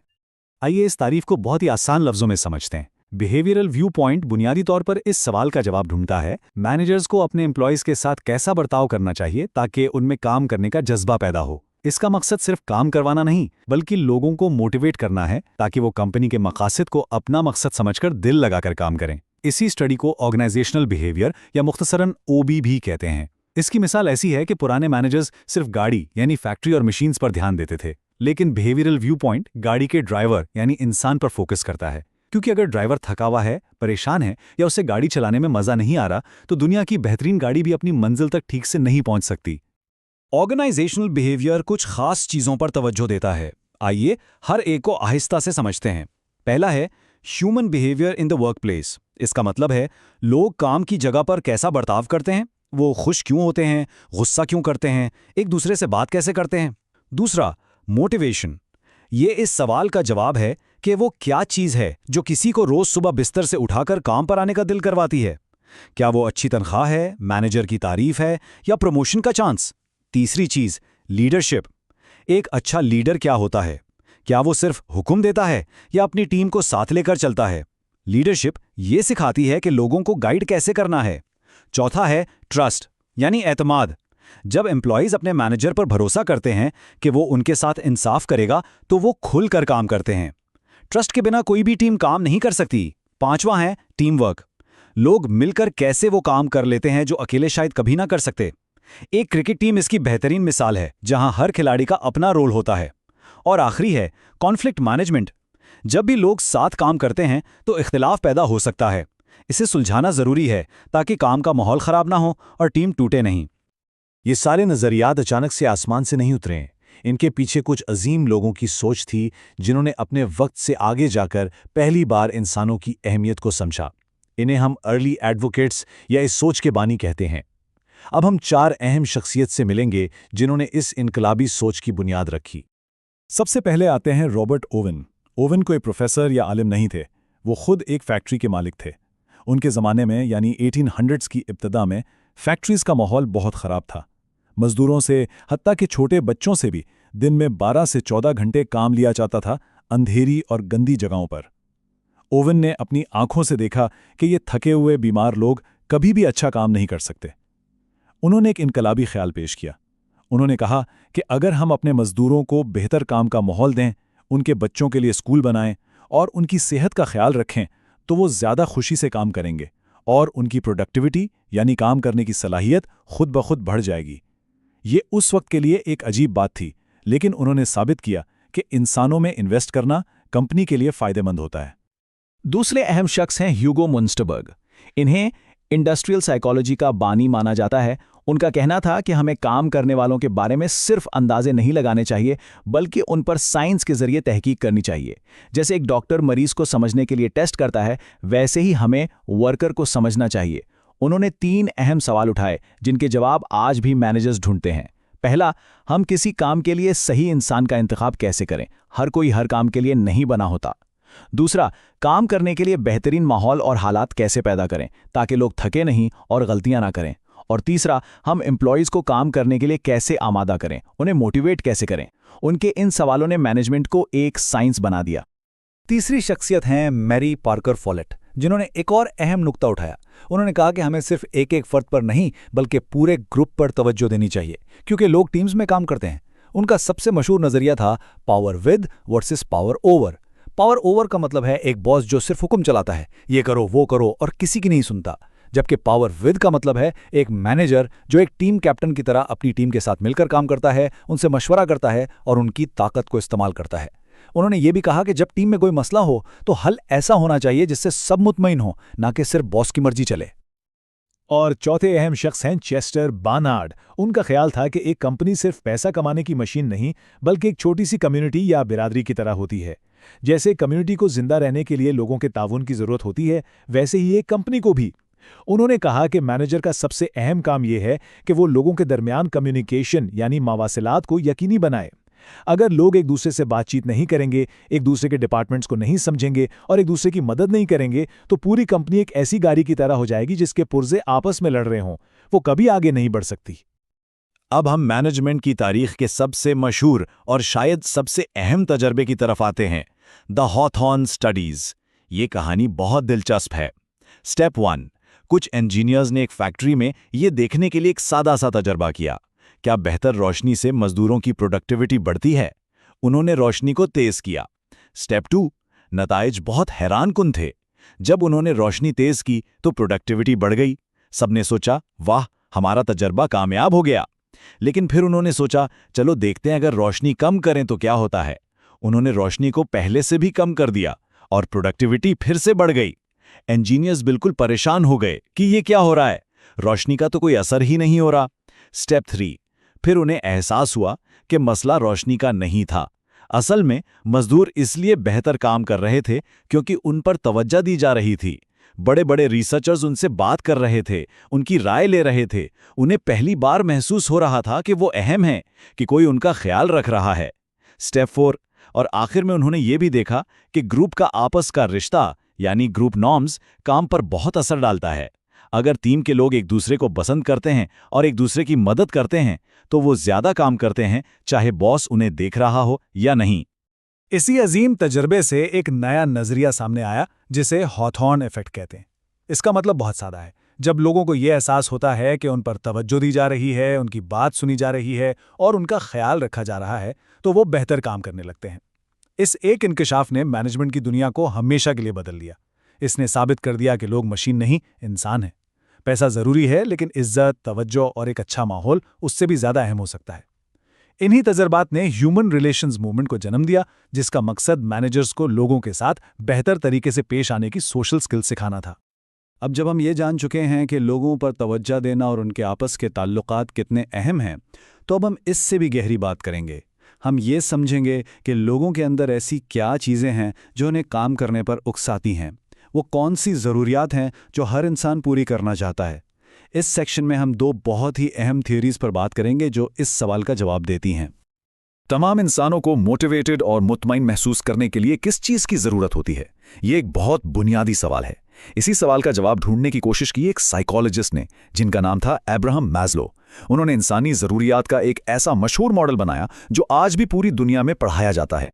मैस्लो ने कहा कि इंसान की ज़रूरतें एक पिरामिड की तरह होती हैं जिनकी 5 लेवल्स हैं। हम हमेशा नीचे से ऊपर की तरफ जाते हैं। जब तक नीचे वाली ज़रूरत पूरी ना हो, हम ऊपर वाली पर ठीक से तवज्जो नहीं दे सकते। आइए इस पिरामिड को नीचे से भरना शुरू करते हैं। पहला और सबसे बुनियादी लेवल है फिजियोलॉजिकल नीड्स, यानी जिस्मानी ज़रूरियात। ये वो चीज़ें हैं जिनके बगैर हम जिंदा नहीं रह सकते। रोटी, पानी, कपड़ा, मकान। काम की जगह पर इसका मतलब है एक ऐसी मुनासिब तनख्वाह जिससे इंसान अपने बुनियादी अखराजात पूरे कर सकें। जब ये ज़रूरत पूरी हो जाए तो हम दूसरे लेवल पर आते हैं, सेफ्टी नीड्स, यानी तहफ़्फ़ुज़ की ज़रूरत। इंसान चाहता है कि वो महफूज रहे। ऑफिस में इसका मतलब है जॉब की सिक्योरिटी, ये डर ना हो कि कल नौकरी से निकाल दिया जाएगा, और काम करने के लिए एक महफूज माहौल जहां कोई हादसा ना हो। इसके बाद आता है तीसरा लेवल, सोशल नीड्स, यानी समाजी ज़रूरत। हम इंसान तन्हाई में नहीं रह सकते। हर इंसान चाहता है कि उसके दोस्तों, लोग उसे पसंद करें और वो किसी ग्रुप का हिस्सा हो। ऑफिस में इसका मतलब है अच्छे कोवर्कर्स, एक फ्रेंडली माहौल और टीम का हिस्सा होने का एहसास। चौथा लेवल है एस्टीम नीड्स, यानी इज्जत की ज़रूरत। जब हमारी समाजी ज़रूरत पूरी हो जाती है तो हम चाहते हैं कि लोग हमारी इज्जत करें। हम चाहते हैं कि हमारे काम की तारीफ हो, हमें प्रमोशन मिले, हमारा एक अच्छा टाइटल हो। ये अपनी नज़र में और दूसरों की नज़र में काबिल एहतराम होने की ज़रूरत है। और सबसे ऊपर पिरामिड की चोटी पर है 5वां लेवल, सेल्फ एक्चुअलाइजेशन। ये वो मंजिल है जहां इंसान अपनी तमाम सलाहियतों का भरपूर इस्तेमाल करता है। ये कुछ नया सीखने, मुश्किल मसलों को हल करने और वो बनने की ख्वाहिश है जो आप बन सकते हैं। ये अपनी ज़ात की तकमील है। अब आते हैं डगलस मैकग्रेगर की दो अहम थीरीज की तरफ, थ्योरी एक्स और थ्योरी वाई। ये दो बिल्कुल मुख्तलिफ सोच हैं कि लोग असल में कैसे होते हैं। थ्योरी एक्स एक मनफी सोच है। ये कहती है कि लोग बुनियादी तौर पर सुस्त होते हैं, काम से भागते हैं, जिम्मेदारी नहीं लेना चाहते और उन्हें कंट्रोल करने की ज़रूरत होती है। एक थ्योरी एक्स मैनेजर हमेशा अपने एम्प्लॉयज़ पर सख्ती करेगा, उन पर हर वक्त नज़र रखेगा और हर छोटी चीज़ को खुद कंट्रोल करेगा। ऐसे ऑफिस का माहौल डर और खौफ का होता है। जबकि थ्योरी वाई बिल्कुल इसके उलट एक मुस्बत सोच है। ये कहती है कि लोग काम को एंजॉय करते हैं, वो जिम्मेदारी लेना पसंद करते हैं, वो खुद से काम कर सकते हैं और उनमें तख्लीकी सलाहियत होती है। एक थ्योरी वाई मैनेजर अपने एम्प्लॉयज़ पर भरोसा करता है, उन्हें आज़ादी देता है और उन्हें एक कोच की तरह गाइड करता है। ऐसे ऑफिस में लोग खुलकर काम करते हैं। मैकग्रेगर ने कहा कि एक मैनेजर की सोच इस बात पर बहुत असर डालती है कि वो अपने लोगों के साथ कैसा बर्ताव करता है और उनसे कैसा काम ले पाता है। इन्हीं नजरियात से बिहेवियरल साइंस अप्रोच ने जन्म लिया, जो इंसानी रवैये को साइंटिफिकली समझने की कोशिश करता है ताकि मोटिवेशन और गोल सेटिंग जैसे टूल्स बनाए जा सकें। इस पूरी बिहेवियरल व्यू पॉइंट ने मैनेजमेंट को कम्युनिकेशन, ग्रुप डायनेमिक्स और मोटिवेशन की अहमियत सिखाई। तो अब तक हमने इंसानी रवैये, मोटिवेशन और ग्रुप डायनामिक्स की अहमियत को समझा। हमने देखा कि लोग मशीन नहीं हैं, लेकिन मैनेजमेंट सिर्फ साइकोलॉजी का नाम नहीं। अब हम इस तस्वीर का दूसरा बहुत अहम हिस्सा देखेंगे, द पावर ऑफ नंबर्स। इसे क्वांटिटेटिव अप्रोच कहते हैं। घबराइए नहीं, ये सुनने में जितना मुश्किल लगता है उतना है नहीं। क्वांटिटेटिव अप्रोच का सादा सा मतलब है मैनेजमेंट के मसलों को हल करने के लिए मैथ्स और डेटा का इस्तेमाल करना। इस सोच के मुताबिक मैनेजर्स को सिर्फ अपने तजुर्बे या अंदाजे पर फैसले नहीं करने चाहिए, बल्कि उन्हें फैक्ट्स और नंबर्स को देखना चाहिए, यानी स्टैटिस्टिक्स, मैथमेटिकल मॉडल्स और कंप्यूटर की मदद से बेहतर फैसले करना, जैसे प्लानिंग, बजटिंग, शेड्यूलिंग और क्वालिटी कंट्रोल। इसकी आसान मिसालें देता हूं। एक पिज़्ज़ा डिलीवरी कंपनी सॉफ्टवेयर इस्तेमाल करती है ताकि ट्रैफिक और फासले को कैलकुलेट करके हर ऑर्डर के लिए सबसे तेज रास्ता ढूंढ सके। ये ऑप्टिमाइजेशन है। या एक बड़ी फैक्ट्री स्टैटिस्टिक्स इस्तेमाल करती है ये चेक करने के लिए कि उनकी हजारों प्रोडक्ट्स में से कितनी ठीक है और कितनी खराब। ये क्वालिटी कंट्रोल है। ये सब क्वांटिटेटिव अप्रोच की मिसालें हैं जो गलती के चांस को कम करती हैं। इस अप्रोच की 3 अहम शाखें हैं। पहली है मैनेजमेंट साइंस, इसे ऑपरेशंस रिसर्च भी कहते हैं। ये आमतौर पर मुश्किल मैथ्स के मॉडल्स इस्तेमाल करती है ताकि बेहतरीन फैसला लिया जा सके। मिसाल के तौर पर एक एयरलाइन कंपनी ये डिसाइड करने के लिए मैनेजमेंट साइंस का इस्तेमाल करती है कि टिकट्स की कीमत कितनी रखी जाए ताकि ज़्यादा से ज़्यादा सीट्स बिक सकें। दूसरी है ऑपरेशंस मैनेजमेंट। ये इस बात पर फोकस करती है कि चीज़ें या सर्विसेज बनाने का पूरा प्रोसेस शुरू से आखिर तक कैसे मैनेज किया जाए ताकि वो मौसर और कम खर्च हो। सोचिए एक कार फैक्ट्री का मैनेजर, उसका काम है ये देखना कि पार्ट्स वक्त पर आएँ, असेंबली लाइन ठीक से चले और गाड़ियां बगैर किसी नुक्स के तैयार हों। ये ऑपरेशंस मैनेजमेंट है। तीसरी है मैनेजमेंट इंफॉर्मेशन सिस्टम्स या MIS। ये कंप्यूटर बेस्ड सिस्टम्स बनाती है जो मैनेजर्स को फैसले करने के लिए ज़रूरी डेटा और इन्फॉर्मेशन फराहम करते हैं, जैसे एक सुपरमार्केट में सेल्स और स्टॉक का रिकॉर्ड रखने वाला कंप्यूटर सिस्टम।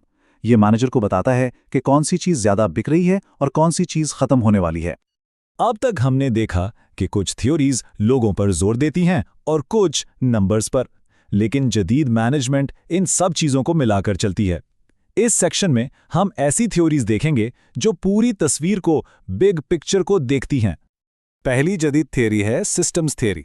ये कहती है कि एक ऑर्गेनाइजेशन एक सिस्टम की तरह है, जैसे इंसानी जिस्म या एक गाड़ी का इंजन के बहुत से छोटे छोटे पुर्जे यानी सब सिस्टम्स होते हैं, जैसे fuel system, cooling system, electrical system. ये सब पुर्जे अलग अलग काम करते हैं लेकिन आपस में जुड़े हुए हैं। अगर एक भी सब सिस्टम खराब हो जाए तो पूरा इंजन रुक सकता है। बिल्कुल इसी तरह एक कंपनी के भी बहुत से हिस्से या डिपार्टमेंट्स होते हैं, जैसे सेल्स, मार्केटिंग, फाइनेंस, प्रोडक्शन। ये सब सिस्टम्स हैं। ये सब मिलकर काम करते हैं, तभी कंपनी अपने मकसद हासिल करती है। इस थ्योरी के मुताबिक कंपनी माहौल से इनपुट्स लेती है, जैसे लोग, पैसा और मटीरियल। फिर कंपनी के अंदर उन्हें ट्रांसफॉर्म किया जाता है, यानी उन पर काम होता है, और आखिर में आउटपुट्स देती है, जैसे कोई प्रोडक्ट या सर्विस। और आखिर में फीडबैक से कंपनी सीखती है कि उसके आउटपुट्स मार्केट में कैसे परफॉर्म कर रहे हैं। तो इतनी सारी थ्योरीज के बाद सवाल ये पैदा होता है कि मैनेज करने का सबसे बेहतरीन वाहिद तरीका क्या है? क्या कोई एक फॉर्मूला है जो हर जगह काम करे? थोड़ा सोचिए। जवाब बहुत सादा है, इट डिपेंड्स, यानी ये हालात पर मुनहसिर है। इसे कॉन्टिंजेंसी थ्योरी कहते हैं। ये थ्योरी कहती है कि मैनेजमेंट का कोई एक one size fits all solution या कोई जादुई फॉर्मूला नहीं है। जैसे खाना पकाने की मिसाल लें, सबसे अच्छी रेसिपी क्या है? ये इस बात पर डिपेंड करता है कि आप क्या बनाना चाहते हैं। बिरयानी के लिए अलग रेसिपी है और खीर के लिए अलग। बिल्कुल इसी तरह मैनेज करने का सबसे बेहतरीन तरीका सिचुएशन पर डिपेंड करता है।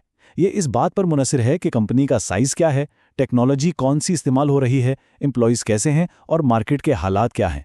एक सॉफ्टवेयर हाउस को मैनेज करने का तरीका एक स्टील मिल को मैनेज करने के तरीके से मुख्तलिफ होगा। अब आइए देखते हैं कुछ बिल्कुल जदीद नज़रियात और रुझानात जो आजकल के मैनेजर्स के लिए बहुत अहम हैं। हम हर एक पर आहिस्ता से बात करेंगे। ग्लोबलाइजेशन, इसका मतलब है कि अब बिजनेस सिर्फ एक शहर या एक मुल्क तक महदूद नहीं। इंटरनेट और बेहतर ट्रांसपोर्ट की वजह से एक पाकिस्तानी कंपनी अमेरिका में सामान बेच सकती है और एक अमेरिकन कंपनी पाकिस्तान में ऑफिस खोल सकती है। एंटरप्रेन्योरशिप, ये नए बिजनेस शुरू करने और उन्हें बढ़ाने का अमल है। एंटरप्रेन्योर्स वो लोग होते हैं जो मार्केट में कोई ज़रूरत देखते हैं, रिस्क लेते हैं और नए आइडियाज़ को हकीकत में बदलते हैं। ई बिजनेस एंड ई कॉमर्स, इसमें इंटरनेट के जरिए कारोबार किया जाता है। जैसे दराज पीके से चीज़ें खरीदना ई कॉमर्स है और एक कंपनी का अपने तमाम ऑपरेशंस ऑनलाइन मैनेज करना ई बिजनेस है। इनोवेशन एंड फ्लेक्सिबिलिटी, आज की तेज़ी से बदलती दुनिया में जो कंपनी नई चीज़ें ईजाद नहीं करती वो पीछे रह जाती है। इनोवेशन का मतलब है हमेशा बेहतर और नए तरीके ढूंढना। टोटल क्वालिटी मैनेजमेंट TQM, ये एक पूरी फिलॉसफी है जिसका मतलब है कि कंपनी के हर शोबे में हर वक्त क्वालिटी को बेहतर बनाने की कोशिश करते रहना। इसका फोकस कस्टमर की सेटिस्फैक्शन पर होता है। लर्निंग ऑर्गेनाइजेशन, ये वो कंपनी होती है जो अपनी गलतियों से सीखती है और खुद को मुसलसल बेहतर बनाती रहती है। यहाँ नॉलेज को शेयर किया जाता है ताकि सब लोग ग्रो करें। और आखिर में है थ्योरी Z, जिस पर हम अगली स्लाइड में तफसील से बात करेंगे। थ्योरी Z एक बहुत दिलचस्प कॉन्सेप्ट है जिसे विलियम ओची ने पेश किया। ये अमेरिकन और जापानी मैनेजमेंट स्टाइल्स की अच्छी बातों को मिलाने की कोशिश है। आइए इस टेबल को देखते हैं। मिसाल के तौर पर एम्प्लॉयमेंट को देखें। अमेरिकन कंपनीज में आमतौर पर शॉर्ट टर्म एम्प्लॉयमेंट होती है। जापान में लोग जिंदगी भर एक ही कंपनी में काम करते हैं। थ्योरी Z इन दोनों के दरमियान का रास्ता इख्तियार करती है और लॉन्ग टर्म एम्प्लॉयमेंट पर जोर देती है ताकि एम्प्लॉयज़ लॉयल हों और कंपनी में स्टेबिलिटी आए। अब देखें डिसीजन मेकिंग। अमेरिका में आमतौर पर बॉस अकेला फैसला करता है, जापान में सब मिलकर कलेक्टिव फैसला करते हैं। थ्योरी Z कहती है कि फैसला कंसेंसस या इत्तेफाक राय से होना चाहिए, लेकिन आखिर में जिम्मेदारी इंडिविजुअल की ही होगी। यह अमेरिकन और जापानी स्टाइल्स का बेहतरीन इम्तिजाज है। हमने बहुत कुछ कवर कर लिया है और मुझे उम्मीद है कि सब समझ आ रहा होगा। अब परेशान होने की ज़रूरत नहीं। इस आखिरी सेक्शन में हम सिर्फ उन टॉपिक्स पर फोकस करेंगे जो इम्तिहान के लिए सबसे ज़्यादा अहम है। ये एक मुख्तसर सा जायजा है ताकि एतमाद बढ़ जाए। आइए इन सबसे अहम टॉपिक्स को आखिरी बार दोहरा लेते हैं। हॉथॉर्न इफेक्ट, याद रखें, ये वो नज़रिया है कि लोगों पर तवज्जो देने से उनकी परफॉर्मेंस बेहतर होती है। मास्लोज़ हायरार्की, इसके 5 लेवल्स आपको ज़रूर याद होने चाहिए। फिजियोलॉजिकल, सेफ्टी, सोशल, एस्टीम और सेल्फ एक्चुअलाइजेशन। थियरी X और थियरी Y, वर्कर्स के बारे में ये 2 मुख्तलिफ नज़रियात, X मनफी है, Y मुस्बत। कंटिंजेंसी थियरी, मैनेजमेंट का इट डिपेंड्स वाला अप्रोच, कोई एक बेहतरीन तरीका नहीं होता। सिस्टम्स थियरी, ऑर्गेनाइजेशन एक सिस्टम है जिसके इनपुट्स, ट्रांसफॉर्मेशन प्रोसेस और आउटपुट्स होते हैं। टोटल क्वालिटी मैनेजमेंट TQM, हमेशा बेहतरी की जुस्तजू और कस्टमर सेटिस्फैक्शन पर फोकस। थियरी Z, अमेरिकन और जापानीज मैनेजमेंट स्टाइल्स का hybrid mixture. Early advocates, oven, मंस्टरबर्ग, folate और बर्नार्ड के नाम और उनके बुनियादी ख्यालात। और क्वांटिटेटिव अप्रोच, फैसले करने के लिए डेटा, मैथ्स और स्टैटिस्टिक्स का इस्तेमाल। इन टॉपिक्स को अच्छी तरह तैयार कर लें, इम्तिहान बहुत अच्छा होगा। अब जबकि इन सब बुनियादी नज़रियात को समझ चुके हैं, आखिर में एक सवाल है। आपके ख्याल में आज पाकिस्तान में एक मैनेजर के लिए इनमें से कौन सी थ्योरी सबसे ज़्यादा मुफीद साबित हो सकती है? इसका कोई एक सही जवाब नहीं है, लेकिन इस पर सोचना इन तमाम कॉन्सेप्ट्स को अमली ज़िंदगी में इस्तेमाल करने में मदद देगा। अपनी पढ़ाई जारी रखें और फिक्र बिल्कुल न करें। इम्तिहानात के लिए नेक ख्वाहिशात। आज हम वर्चुअल यूनिवर्सिटी पाकिस्तान के लिए प्रिंसिपल्स ऑफ मैनेजमेंट का लेक्चर 11 और लेक्चर 12 कवर कर रहे हैं। अगर आपको कोई कंफ्यूजन है या लगता है कि तैयारी पूरी नहीं है, तो बिल्कुल फिक्र न करें। मैं हर चीज़ को बहुत आहिस्ता, वजाहत से और स्टेप बाय स्टेप समझाऊंगा ताकि आप अपने मिड टर्म के लिए पूरे एतमाद के साथ तैयारी कर सकें। तो कभी सोचा है कि कोई भी कंपनी या ऑर्गेनाइजेशन आखिर चलती कैसे रहती है, जिंदा कैसे रहती है? रोज नई नई चीजें हो रही हैं, कस्टमर्स की पसंद बदल जाती है, मार्केट में नए कॉम्पिटिटर्स आ जाते हैं, नई टेक्नोलॉजी आती है, मुल्क के माशी हालात बदलते हैं। एक कंपनी इन सारे तूफानों के बीच में खुद को कैसे संभालती है? आज हम इसी बुनियादी सवाल का जवाब ढूंढने की कोशिश करेंगे। अच्छा, तो आज का सफ़र आसान बनाने के लिए ये रहा हमारा रोड मैप। सबसे पहले हम ऑर्गेनाइजेशन को एक सिस्टम या एक मशीन की तरह समझेंगे कि वो अंदर से कैसे काम करती है। फिर हम उन बड़ी कुव्वतों को देखेंगे जो पूरी दुनिया में काम कर रही हैं और हर बिजनेस पर असर डालती हैं। उसके बाद हम ऑर्गेनाइजेशन के पड़ोसियों यानी उन लोगों की बात करेंगे जिनसे उसका रोज़ का लेना देना होता है। फिर हम देखेंगे कि हर ऑर्गेनाइजेशन की अपनी एक शख्सियत, एक पर्सनैलिटी कैसे होती है।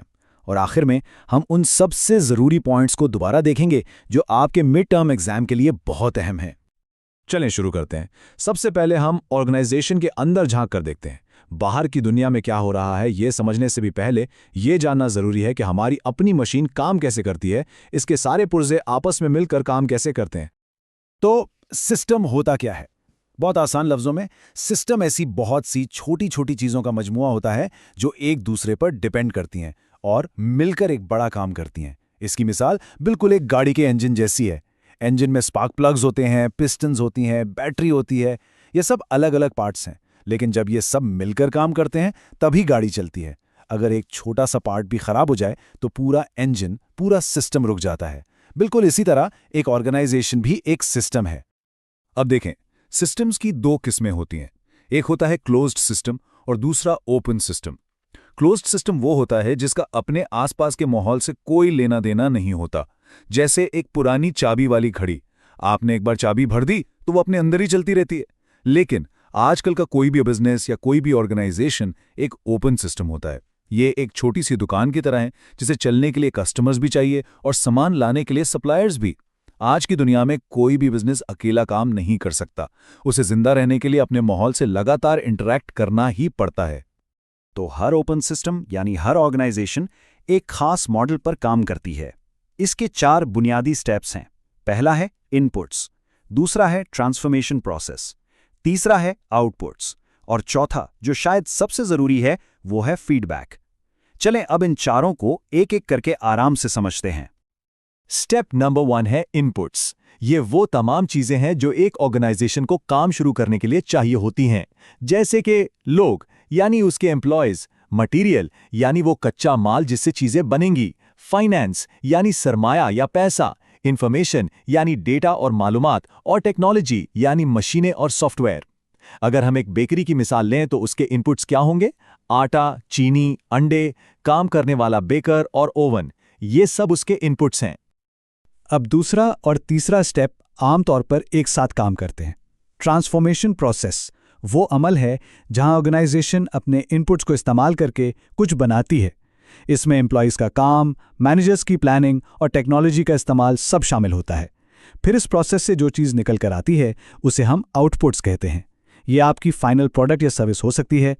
बेकरी की मिसाल में आटे, चीनी वगैरह को मिक्स करना और अवन में बेक करना ट्रांसफॉर्मेशन है, और जो लजीज केक बनकर तैयार हुआ वो आउटपुट है।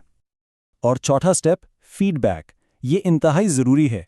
ये वो इन्फॉर्मेशन है जो आपको अपने आउटपुट के बारे में मिलती है। ये एक सीखने का लूप है। जैसे जब कोई कस्टमर बेकर को बताता है कि केक बहुत मज़ेदार था तो ये पॉजिटिव फीडबैक है। अगर वो शिकायत करता तो ये नेगेटिव फीडबैक होता, जिससे बेकर अपनी रेसिपी को बेहतर बना सकता था। फीडबैक के बगैर कोई भी सिस्टम बेहतर नहीं हो सकता। ये बिल्कुल एक कंपास की तरह है जो जहाज को बताता है कि वो सही रास्ते पर है या फिर भटक गया है। ओपन सिस्टम्स की 2 और बहुत दिलचस्प खुसूसियात हैं। पहली है नेगेटिव एंट्रोपी। इसका आसान सा मतलब यह है कि किसी भी सिस्टम को खत्म होने से बचने के लिए बाहर से मुसलसल नई एनर्जी या इनपुट्स की ज़रूरत होती है। बिल्कुल वैसे ही जैसे आप अपने मोबाइल फ़ोन को रोज़ चार्ज करते हैं ताकि उसकी बैटरी ख़त्म ना हो जाए। दूसरी खुसूसियत है सिनर्जी। सिनर्जी का मतलब है कि जब सारे हिस्से मिलकर काम करते हैं तो नतीजा उनके अलग अलग काम के मजमूए से कहीं ज़्यादा बेहतर होता है। जैसे 2 लोग मिलकर एक भारी टेबल आसानी से उठा सकते हैं जो एक आदमी अकेला कभी नहीं उठा सकता। यहाँ 2 और 2 मिलकर 5 बन जाते हैं। ठीक है, तो अब जब हमने ऑर्गेनाइजेशन की अंदरूनी मशीन को समझ लिया है, तो अब वक्त है कि हम बाहर की दुनिया को देखें। आखिर वो कौन सी बड़ी बड़ी ताकतें हैं जो हर बिजनेस पर असरअंदाज होती हैं, चाहे वो बिजनेस छोटा हो या बड़ा। इस बाहर की दुनिया को हम कहते हैं एक्सटर्नल एनवायरनमेंट। ये वो सारी चीजें, सारी कुव्वतें हैं जो ऑर्गेनाइजेशन के कंट्रोल से बाहर होती हैं। एक मैनेजर इन्हें बदल नहीं सकता, लेकिन उसे इनके मुताबिक खुद को जरूर बदलना पड़ता है। इसमें नई टेक्नोलॉजी, माशी हालात, नए कानून और लोगों के बदलते हुए रुझानात सब कुछ शामिल है। इस पैरा एक्सटर्नल एनवायरनमेंट को, जिसे मेगा एनवायरनमेंट भी कहते हैं, 5 हिस्सों में तकसीम किया जाता है। ये 5 एलिमेंट्स आपके लिए याद रखना बहुत जरूरी हैं: technological, economic, legal, political, socio cultural और इंटरनेशनल। घबराना नहीं है, हम इनमें से हर एक को आराम से समझेंगे ताकि ये आपको अच्छी तरह याद हो जाएं। चलें अब इन 5 एलिमेंट्स को एक एक करके देखते हैं। सबसे पहला है टेक्नोलॉजिकल, यानी टेक्नोलॉजी में आने वाली तब्दीलियां, जैसे स्मार्टफोन्स की ईजाद ने पूरी इंडस्ट्री को बदल कर रख दिया। दूसरा एलिमेंट है इकोनॉमिक। इसका ताल्लुक मुल्क की माईशत से है। जैसे अगर महंगाई बढ़ जाए तो लोगों की चीज़ें खरीदने की ताकत कम हो जाती है। तीसरा है लीगल पॉलिटिकल, यानी हुकूमत के बनाए हुए कानून और पॉलिसीज़। मिसाल के तौर पर अगर रेस्टोरेंट्स के लिए सफाई के नए कानून आ जाएं। चौथा एलिमेंट है सोशियो कल्चरल। इसका ताल्लुक माशरे की सोच, रिवायात और अक़दार से है। जैसे आजकल लोगों में हेल्दी खाने का ट्रेंड बढ़ रहा है। और पांचवां है इंटरनेशनल, यानी दूसरे ममालिक में होने वाले वाक़यात जो आपके बिजनेस पर असर डालें। जैसे डॉलर की कीमत बढ़ने से इंपोर्ट की हुई चीज़ें महंगी हो जाती हैं। मेगा एनवायरनमेंट की बड़ी दुनिया को समझने के बाद अब हम अपने फोकस को थोड़ा और महदूद करते हैं। अब हम उन लोगों और ग्रुप्स की बात करेंगे जो ऑर्गेनाइजेशन के बिल्कुल करीब होते हैं और जिनसे उसका रोज का राब्ता होता है। इसे कहते हैं टास्क एनवायरनमेंट। आप इसे ऑर्गेनाइजेशन का फौरी मोहल्ला भी समझ सकते हैं। इस टास्क एनवायरनमेंट में 5 अहम प्लेयर्स होते हैं: आपके कस्टमर्स यानी ग्राहक, आपके कॉम्पिटिटर्स यानी मार्केट में आपके मुकाबले वाली दूसरी कंपनीज, आपके सप्लायर्स यानी वो लोग जो आपको माल सप्लाई करते हैं, लेबर सप्लाई यानी वो लोग जो आपके लिए काम कर सकते हैं, और गवर्नमेंट एजेंसीज जैसे टैक्स डिपार्टमेंट। याद रखें, ये वो लोग हैं जिनसे मैनेजर सीधा राब्ता कर सकता है। वो महंगाई को कंट्रोल नहीं कर सकता, लेकिन वो अपने सप्लायर से कीमत कम करने की बात जरूर कर सकता है। ये तमाम लोग और ग्रुप्स जिनका आपकी ऑर्गेनाइजेशन में कोई ना कोई इंटरेस्ट होता है, इन्हें स्टेक होल्डर्स कहते हैं। इनके साथ अच्छे ताल्लुकात रखना बहुत जरूरी है। इसका एक बहुत आसान सा 4 स्टेप प्रोसेस है। स्टेप 1, पहचानें कि आपके स्टेक होल्डर्स हैं कौन: कस्टमर्स, एम्प्लॉयज, सप्लायर्स, सब। स्टेप 2, ये समझें कि वो आपसे चाहते क्या हैं। स्टेप 3, ये डिसाइड करें कि उनमें से कौन आपके लिए कितना अहम है। और स्टेप 4, फिर ये फैसला करें कि हर स्टेक होल्डर के साथ रिलेशनशिप को कैसे मैनेज करना है। ये 4 स्टेप्स एग्जाम के लिए याद रखना बहुत आसान है। चलें अब अपने आखिरी बारे टॉपिक की तरफ चलते हैं। देखें, जिस तरह हर इंसान की एक अपनी पर्सनालिटी होती है, एक अपना मिजाज होता है, बिल्कुल उसी तरह हर ऑर्गेनाइजेशन की भी एक अपनी शख्सियत होती है। ये उसका काम करने का अंदाज, उसके उसूल और उसका माहौल होता है। इसी चीज़ को हम ऑर्गेनाइजेशनल कल्चर कहते हैं। तो ऑर्गेनाइजेशनल कल्चर है क्या? यह असल में एक ऑर्गेनाइजेशन के अंदर पाए जाने वाले उन सभी मुश्तरका ख्यालात, अक़दार और रिवायात का निज़ाम है जो मिलकर ये तय करते हैं कि वहाँ काम कैसे किया जाता है। आसान लफ्ज़ों में ये कंपनी की पर्सनैलिटी है। क्या वहाँ का माहौल बहुत फॉर्मल और सख्त है या बहुत क्रिएटिव और दोस्तों जैसा? यही उस कंपनी का कल्चर है, और यही कल्चर डिसाइड करता है कि एम्प्लॉयज़ एक दूसरे से और अपने काम से कैसा रवैया रखते हैं। किसी भी कंपनी की पर्सनालिटी को हम 7 अलग अलग पैमानों पे नाप सकते हैं। पहला है इनोवेशन एंड रिस्क टेकिंग। क्या कंपनी नए आइडियाज़ आजमाती है या एहतियात से चलती है? दूसरा है अटेंशन टू डिटेल। क्या काम में बारीकी का ख्याल रखा जाता है? तीसरा है आउटकम ओरिएंटेशन। क्या कंपनी को सिर्फ नतीजे से मतलब है या काम करने के तरीके से भी? चौथा है पीपल ओरिएंटेशन। क्या कंपनी अपने एम्प्लॉयज़ का ख्याल रखती है? पांचवा है टीम ओरिएंटेशन। क्या मिलकर काम करने को अहमियत दी जाती है? छठा है एग्रेसिवनेस, यानी कंपनी कितनी कॉम्पिटिटिव है। और सातवां है स्टेबिलिटी। क्या कंपनी तब्दीली को पसंद करती है या पुराने तरीकों पर कायम रहती है?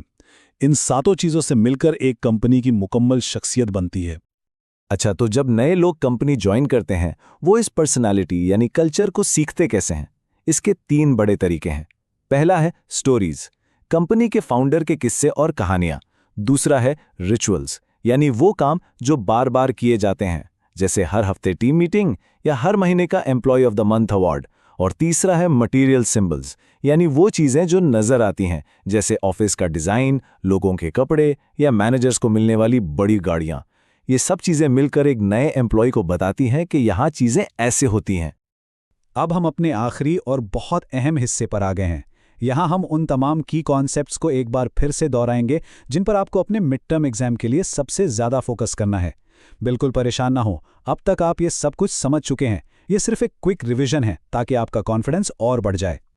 इसे आप अपने एग्जाम के लिए एक फाइनल चेकलिस्ट समझ लें। इन पॉइंट्स को बहुत अच्छी तरह जहन में बिठा लें। Number 1, input transformation output feedback वाला पूरा मॉडल। नंबर 2, ओपन और क्लोज सिस्टम्स के दरमियान फ़र्क। नंबर 3, मेगा एनवायरनमेंट के वो 5 एलिमेंट्स।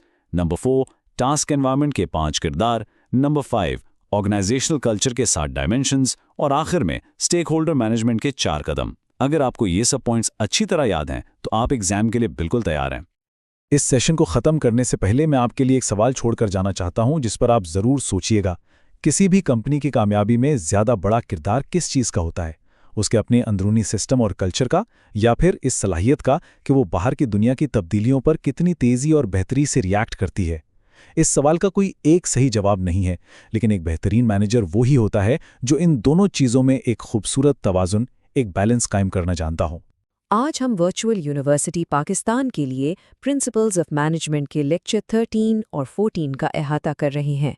ये 2 लेक्चर्स मैनेजमेंट के कुछ सबसे अहम जदीद मसाइल की वजाहत करते हैं। अगर शुरू में ये इस्तिलाहात मुश्किल लगे तो फिक्र न करें, मैं हर चीज़ को आहिस्ता और वाज़े तौर पर मरहलावार समझाऊंगा। ठीक है, तो आइए इसमें गहराई से उतरते हैं। कभी सोचिए कि हमारी इस दुनिया में किसी भी बिजनेस या कारोबार का असल किरदार क्या है? क्या एक कंपनी का मकसद सिर्फ और सिर्फ पैसा कमाना है, या फिर उसकी कुछ इससे भी बड़ी जिम्मेदारियां हैं? आज हम इसी बुनियादी सवाल का जवाब तलाश करेंगे। हम ये समझने की कोशिश करेंगे कि कंपनी को माशरे में रहते हुए कैसा रवैया अपनाना चाहिए, और ये कौन तय करता है कि क्या सही है और क्या गलत। ये मैनेजमेंट के सबसे अहम सवालात में से एक है। और ये सवाल हमें एक बहुत ही दिलचस्प बहस की तरफ ले जाता है जिसमें 2 बिल्कुल मुख्तलिफ सोच हैं। एक नज़रिया, जिसे हम क्लासिकल व्यू कहते हैं, वो ये कहता है कि एक कंपनी का वाहिद और सिर्फ वाहिद मकसद अपने मालिकान के लिए ज़्यादा से ज़्यादा मुनाफा कमाना है, बात ख़त्म। लेकिन दूसरी तरफ एक जदीद नज़रिया है जो कहता है कि नहीं, बात इतनी सादा नहीं है, कंपनियों की जिम्मेदारियां इससे कहीं ज़्यादा हैं। उन्हें अपने मुलाजमीन, अपने ग्राहकों और पूरे मुआशरे का ख्याल रखना चाहिए। हम इन दोनों नज़रियात को बहुत तफसील से देखेंगे। और ये सवाल सिर्फ कंपनी की सतह तक महदूद नहीं है। हम ये भी देखेंगे कि एक मैनेजर एक फ़र्द के तौर पर सही और गलत का फ़ैसला कैसे करता है। जब एक मैनेजर को कोई मुश्किल फ़ैसला करना हो तो वो किन उसूलों का सहारा लेता है। इसी को मैनेजरियल एथिक्स कहते हैं, और ये उनकी ज़ाती अक़दार और उसूलों के बारे में है जो उनके काम के फ़ैसलों पर असरअंदाज होते हैं। आज के इस सफ़र में हम कई अहम मौज़ूआत का अहाता करेंगे। हम सबसे पहले मुनाफा से बालातर जिम्मेदारी को समझेंगे, यानी एक कंपनी की माशरती जिम्मेदारियां क्या हैं। फिर हम इंतज़ामी अखलाकियात की दुनिया में कदम रखेंगे ताकि ये जान सकें कि मैनेजर्स सही फ़ैसले कैसे करते हैं। इसके बाद हम कारोबार करने के जदीद तरीक़ों पर बात करेंगे और देखेंगे कि किस तरह पूरी दुनिया एक मार्केट बन गई है। हम आलमी कवानीन और इत्तेहादों का जायज़ा लेंगे और आखिर में मुख्तलिफ सकाफ़तों को समझने की अहमियत पर बात करेंगे।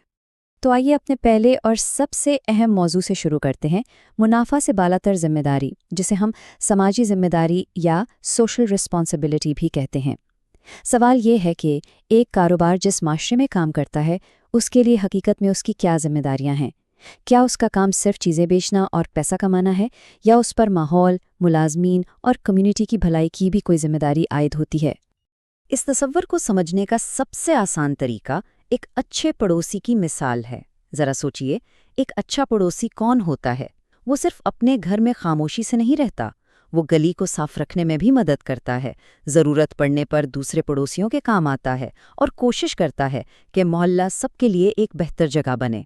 بالکل اسی طرح ایک سماجی طور پر ذمہ دار کاروبار بھی کام کرتا ہے۔ وہ صرف قانون کی پابندی نہیں کرتا، جیسے وقت پر ٹیکس دینا، وہ اس سے آگے بڑھ کر سوچتا ہے کہ اس کے کام کا کمیونٹی پر کیا اثر پڑ رہا ہے، کیا اس کی فیکٹری ماحول کو آلودہ تو نہیں کر رہی، کیا وہ اپنے ملازمین کو اچھی تنخواہ اور محفوظ ماحول فراہم کر رہا ہے، کیا وہ مقامی کمیونٹی کی ترقی کے لیے کچھ کر رہا ہے، مثلا کوئی اسکول بنوا دیا یا کسی پارک کو بہتر کروا دیا۔ یہی ہے سماجی ذمہ داری کا اصل مطلب، قانون کی ضرورت سے آگے بڑھ کر معاشرے کی بھلائی کے لیے کام کرنا۔ اب جو چیز اس موضوع کو واقعی دلچسپ بناتی ہے وہ یہ ہے کہ اس بارے میں دو بڑے اور بالکل مخالف نظریات ہیں۔ پہلا نظریہ کلاسیکی نظریہ کہلاتا ہے۔ یہ بہت سیدھا اور سادہ ہے۔ اس نظریے کے سب سے بڑے حامی مشہور ماہر معاشیات ملٹن فریڈمن تھے۔ ان کا کہنا تھا کہ ایک کمپنی کی صرف اور صرف ایک سماجی ذمہ داری ہے، اپنے مالکان یعنی شیئر ہولڈرز کے لیے زیادہ سے زیادہ منافع کمانا۔ ان کے مطابق سماجی مسائل پر پیسہ خرچ کرنا کمپنی کے مقصد سے بھٹکنا ہے، اور یہ شیئر ہولڈرز کے پیسے کا غلط استعمال ہے۔ مثال کے طور پر اس نظریے کا حامل ایک فیکٹری مینیجر صرف لاگت کم کرنے پر توجہ دے گا۔ اگر قانون کہتا ہے کہ وہ ایک خاص حد تک آلودگی پھیلا سکتا ہے تو وہ اس حد سے 1 انچ بھی کم آلودگی کم کرنے پر پیسہ خرچ نہیں کرے گا، کیونکہ اس سے منافع کم ہوگا۔ اس کے بالکل برعکس ہے سماجی و اقتصادی نظریہ۔ یہ نظریہ بہت وسیع سوچ کا حامل ہے۔ یہ کہتا ہے کہ ایک کاروبار خلا میں کام نہیں کرتا، بلکہ وہ معاشرے کا ایک اہم حصہ ہے۔ اس لیے اس کی ذمہ داری صرف منافع کمانا نہیں، بلکہ معاشرے کی حفاظت اور بہتری میں بھی حصہ ڈالنا ہے۔ اس نظریے کے مطابق ایک کمپنی کی ذمہ داری صرف شیئر ہولڈرز تک محدود نہیں، بلکہ اس کے ملازمین، صارفین، سپلائرز اور پوری کمیونٹی تک پھیلی ہوئی ہے۔ اسی فیکٹری کی مثال کو دوبارہ لیتے ہیں۔ اس نظریے کا حامل مینیجر نہ صرف قانون کی پیروی کرے گا، بلکہ وہ فعال طور پر ماحول دوست ٹیکنالوجی میں سرمایہ کاری کرے گا تاکہ آلودگی کو کم سے کم کیا جا سکے، چاہے قانون اس کی اجازت ہی کیوں نہ دیتا ہو۔ کیوں؟ کیونکہ وہ سمجھتا ہے کہ یہ کمیونٹی کی صحت کے لیے صحیح کام ہے، اور طویل مدت میں یہ کمپنی کی ساخت کے لیے بھی اچھا ہے۔ تو لوگ سماجی و اقتصادی نظریے کی حمایت کیوں کرتے ہیں؟ اس کے حق میں بہت سے مضبوط دلائل ہیں، جیسا کہ آپ اس سلائیڈ پر دیکھ سکتے ہیں۔ پہلا ہے عوامی توقعات۔ آج کل عوام کمپنیوں سے صرف اچھی مصنوعات نہیں چاہتی، وہ یہ بھی دیکھنا چاہتی ہے کہ کمپنیاں اچھے شہری کی طرح برتاؤ کریں۔ دوسرا، طویل مدتی منافع۔ جو کمپنیاں سماجی طور پر ذمہ دار ہوتی ہیں ان کی ساخت اچھی ہوتی ہے، جس کی وجہ سے زیادہ گاہک ان کی طرف متوجہ ہوتے ہیں اور وفادار رہتے ہیں۔ تیسرا، اخلاقی ذمہ داری۔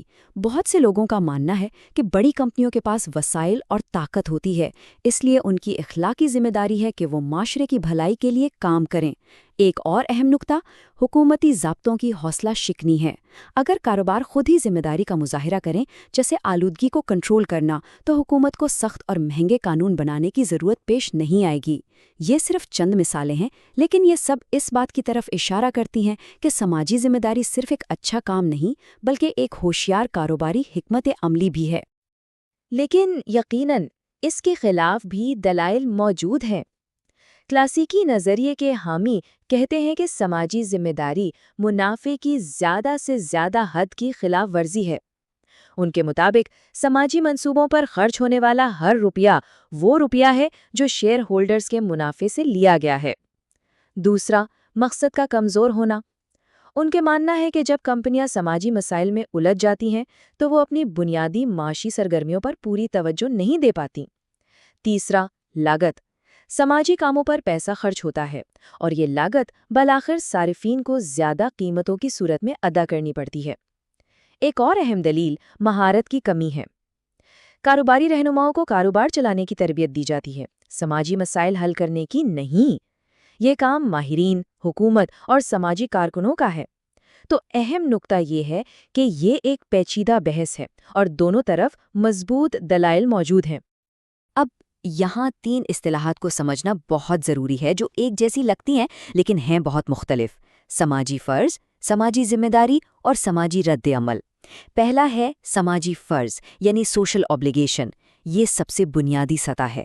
اس کا مطلب ہے کہ ایک کاروبار صرف اپنی قانونی اور معاشی ذمہ داریاں پوری کرے، یعنی وہ ٹیکس ادا کرے، قوانین کی پابندی کرے اور بس، یہ کم سے کم ضرورت ہے۔ دوسرا ہے سماجی ذمہ داری یعنی سوشل رسپانسبلٹی۔ یہ ایک قدم آگے ہے، یہ قانون کی ضرورت سے بڑھ کر ان کاموں کو کرنے کے بارے میں ہے جو معاشرے کے لیے اچھے ہیں۔ مثال کے طور پر قانون شاید کسی فیکٹری کو ایک خاص مقدار میں دھواں خارج کرنے کی اجازت دے، لیکن سماجی طور پر ذمہ دار کمپنی اس سے بھی کم دھواں خارج کرنے کے لیے سرمایہ کاری کرے گی۔ تیسرا ہے سماجی رد عمل یعنی سوشل ریسپانسونیس۔ یہ سب سے زیادہ فعال نقطہ نظر ہے۔ اس کا مطلب ہے کہ ایک کمپنی معاشرے کی بدلتی ہوئی ضرورتوں اور توقعات پر فوری رد عمل ظاہر کرتی ہے۔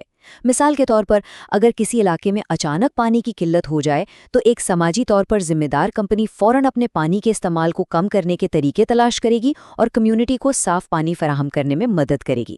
تو فرض کم سے کم ہے، ذمہ داری ایک اعلیٰ مقصد ہے اور رد عمل عملی اقدام ہے۔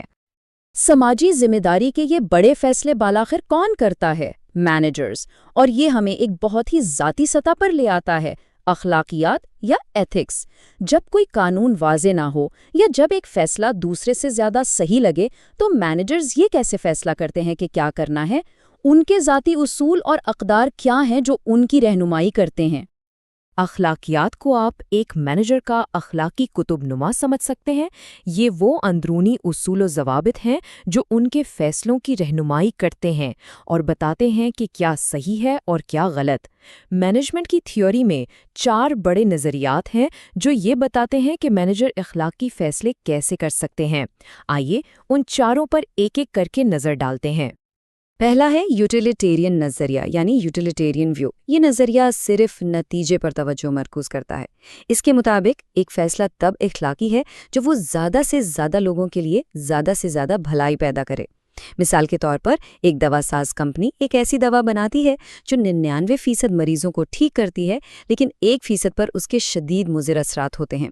یوٹیلیٹیرین نظریے کے مطابق یہ فیصلہ اخلاقی ہے کیونکہ یہ زیادہ تر لوگوں کو فائدہ پہنچا رہا ہے۔ دوسرا ہے حقوق کا نظریہ یعنی رائٹس ویو۔ یہ نظریہ انفرادی حقوق اور آزادیوں کے تحفظ پر زور دیتا ہے، جیسے اظہار رائے کی آزادی، رازداری کا حق وغیرہ۔ اس نظریے کے مطابق کوئی بھی فیصلہ جو کسی کے بنیادی حقوق کی خلاف ورزی کرتا ہے وہ غیر اخلاقی ہے، چاہے اس سے کتنا ہی بڑا فائدہ کیوں نہ ہو۔ مثال کے طور پر ایک مینیجر جو اپنے ملازمین کی ای میلز ان کی اجازت کے بغیر پڑھتا ہے وہ حقوق کے نظریے کی خلاف ورزی کر رہا ہے۔ تیسرا ہے نظریہ انصاف یعنی تھیوری آف جسٹس ویو۔ یہ نظریہ منصفانہ پن اور غیر جانبداری پر زور دیتا ہے۔ اس کے مطابق مینیجرز کو چاہیے کہ وہ قوانین اور پالیسیوں کو سب پر یکساں طور پر لاگو کریں بغیر کسی امتیاز کے۔ مثال کے طور پر اگر کمپنی میں 2 ملازمین ایک ہی غلطی کرتے ہیں تو دونوں کو ایک جیسی سزا ملنی چاہیے، چاہے ایک مینیجر کا دوست ہی کیوں نہ ہو۔ آخر میں چوتھا نظریہ انٹیگریٹو سوشل کانٹریکٹس تھیوری ہے۔ ایک طرح کا مرکب ہے۔ یہ کہتا ہے کہ اخلاقی فیصلے کرتے وقت ہمیں 2 چیزوں کا خیال رکھنا چاہیے۔ ایک، کچھ وسیع عالمی اصول جیسے ایمانداری، اور 2، اس مقامی کمیونٹی کے اصول جہاں ہم کام کر رہے ہیں۔ اب تک ہم نے ذمہ داری اور اخلاقیات پر بات کی ہے۔ اب آئیے گیئر بدلتے ہیں اور جدید کاروبار کی دلچسپ اور تیز رفتار دنیا کی طرف چلتے ہیں، اور اس دنیا کا سب سے اہم پہلو ہے انٹرپرینیورشپ۔ انٹرپرینیورشپ کیا ہے؟ یہ وہ عمل ہے جس میں کوئی شخص یا گروہ ایک موقع کو پہچانتا ہے اور اس موقع کو حقیقت میں بدلنے کے لیے ایک منظم کوشش کرتا ہے۔ یہ صرف ایک نیا کاروبار شروع کرنے کے بارے میں نہیں ہے، یہ جدت، انفرادیت اور قدر پیدا کرنے کے بارے میں ہے۔ جیف بیزوس کے بارے میں سوچیں، جنہوں نے 1990 کی دہائی میں انٹرنیٹ کی صلاحیت کو دیکھا جب زیادہ تر لوگ اسے نہیں دیکھ پائے تھے، اور انہوں نے ایمیزون بنایا۔ یہ انٹرپرینیورشپ ہے۔ اس عمل کے 3 اہم ستون یا موضوعات ہیں۔ یہ 3 موضوعات انٹرپرینیورشپ کی روح ہے۔ پہلا ہے مواقع کی تلاش۔ ایک کاروباری شخص وہ مواقع دیکھ لیتا ہے جو دوسروں کو نظر نہیں آتے۔ دوسرا ہے اختراع یا انوویشن۔ اس کا مطلب ہے کچھ نیا کرنا، ایک نئی پروڈکٹ، ایک نئی سروس یا کاروبار کرنے کا ایک نیا طریقہ۔ اور تیسرا ہے ترقی۔ ایک سچے کاروباری شخص کا مقصد صرف ایک چھوٹا کاروبار چلانا نہیں ہوتا، بلکہ اسے بڑھانا اور پھیلانا ہوتا ہے۔ یہ تینوں چیزیں مل کر انٹرپرینیورشپ کو جنم دیتی ہیں، جس نے جدید کاروبار کو مکمل طور پر بدل دیا ہے۔ انٹرپرینیورشپ کو جس چیز نے سب سے زیادہ تقویت دی ہے وہ ہے انٹرنیٹ، جس نے ای بزنس کی ایک پوری نئی دنیا تخلیق کی ہے۔ ای بزنس کی 3 بڑی قسمیں ہیں۔ पहली है ई-बिजनेस इनहैंस्ड। ये वो रवायती कंपनी है जो पहले से मौजूद है, लेकिन वो अपने कारोबार को बढ़ाने के लिए इंटरनेट का इस्तेमाल करती है। मिसाल के तौर पर एक मुकामी कपड़ों की दुकान जो अब अपनी वेबसाइट के जरिए ऑनलाइन भी कपड़े बेचती है। दूसरी है ई-बिजनेस इनेबल्ड। इसमें कंपनी अपने अंदरूनी कामों को बेहतर बनाने के लिए इंटरनेट का इस्तेमाल करती है, लेकिन ज़रूरी नहीं कि वो ऑनलाइन कुछ बेचे। मिसाल के तौर पर एक कंपनी जो अपने तमाम मुलाजमीन की ट्रेनिंग और कम्युनिकेशन के लिए एक ऑनलाइन पोर्टल इस्तेमाल करती है। तीसरी और सबसे जदीद किस्म है टोटल ई-बिजनेस। ये वो कारोबार है जिसका वजूद ही इंटरनेट की वजह से है। अगर इंटरनेट ना हो तो ये कारोबार भी ना हो। इसकी बेहतरीन मिसालें गूगल, फेसबुक या कोई भी ऑनलाइन स्ट्रीमिंग सर्विसें। और इस टेक्नोलॉजी ने पूरी दुनिया को जोड़ने में मदद की है, जो हमें हमारे अगले मौजू की तरफ ले जाती है, आलमगीरियत। आलमगीरियत या ग्लोबलाइजेशन का मतलब है कि आज की दुनिया में कारोबार कौमी सरहदों तक महदूद नहीं रहे।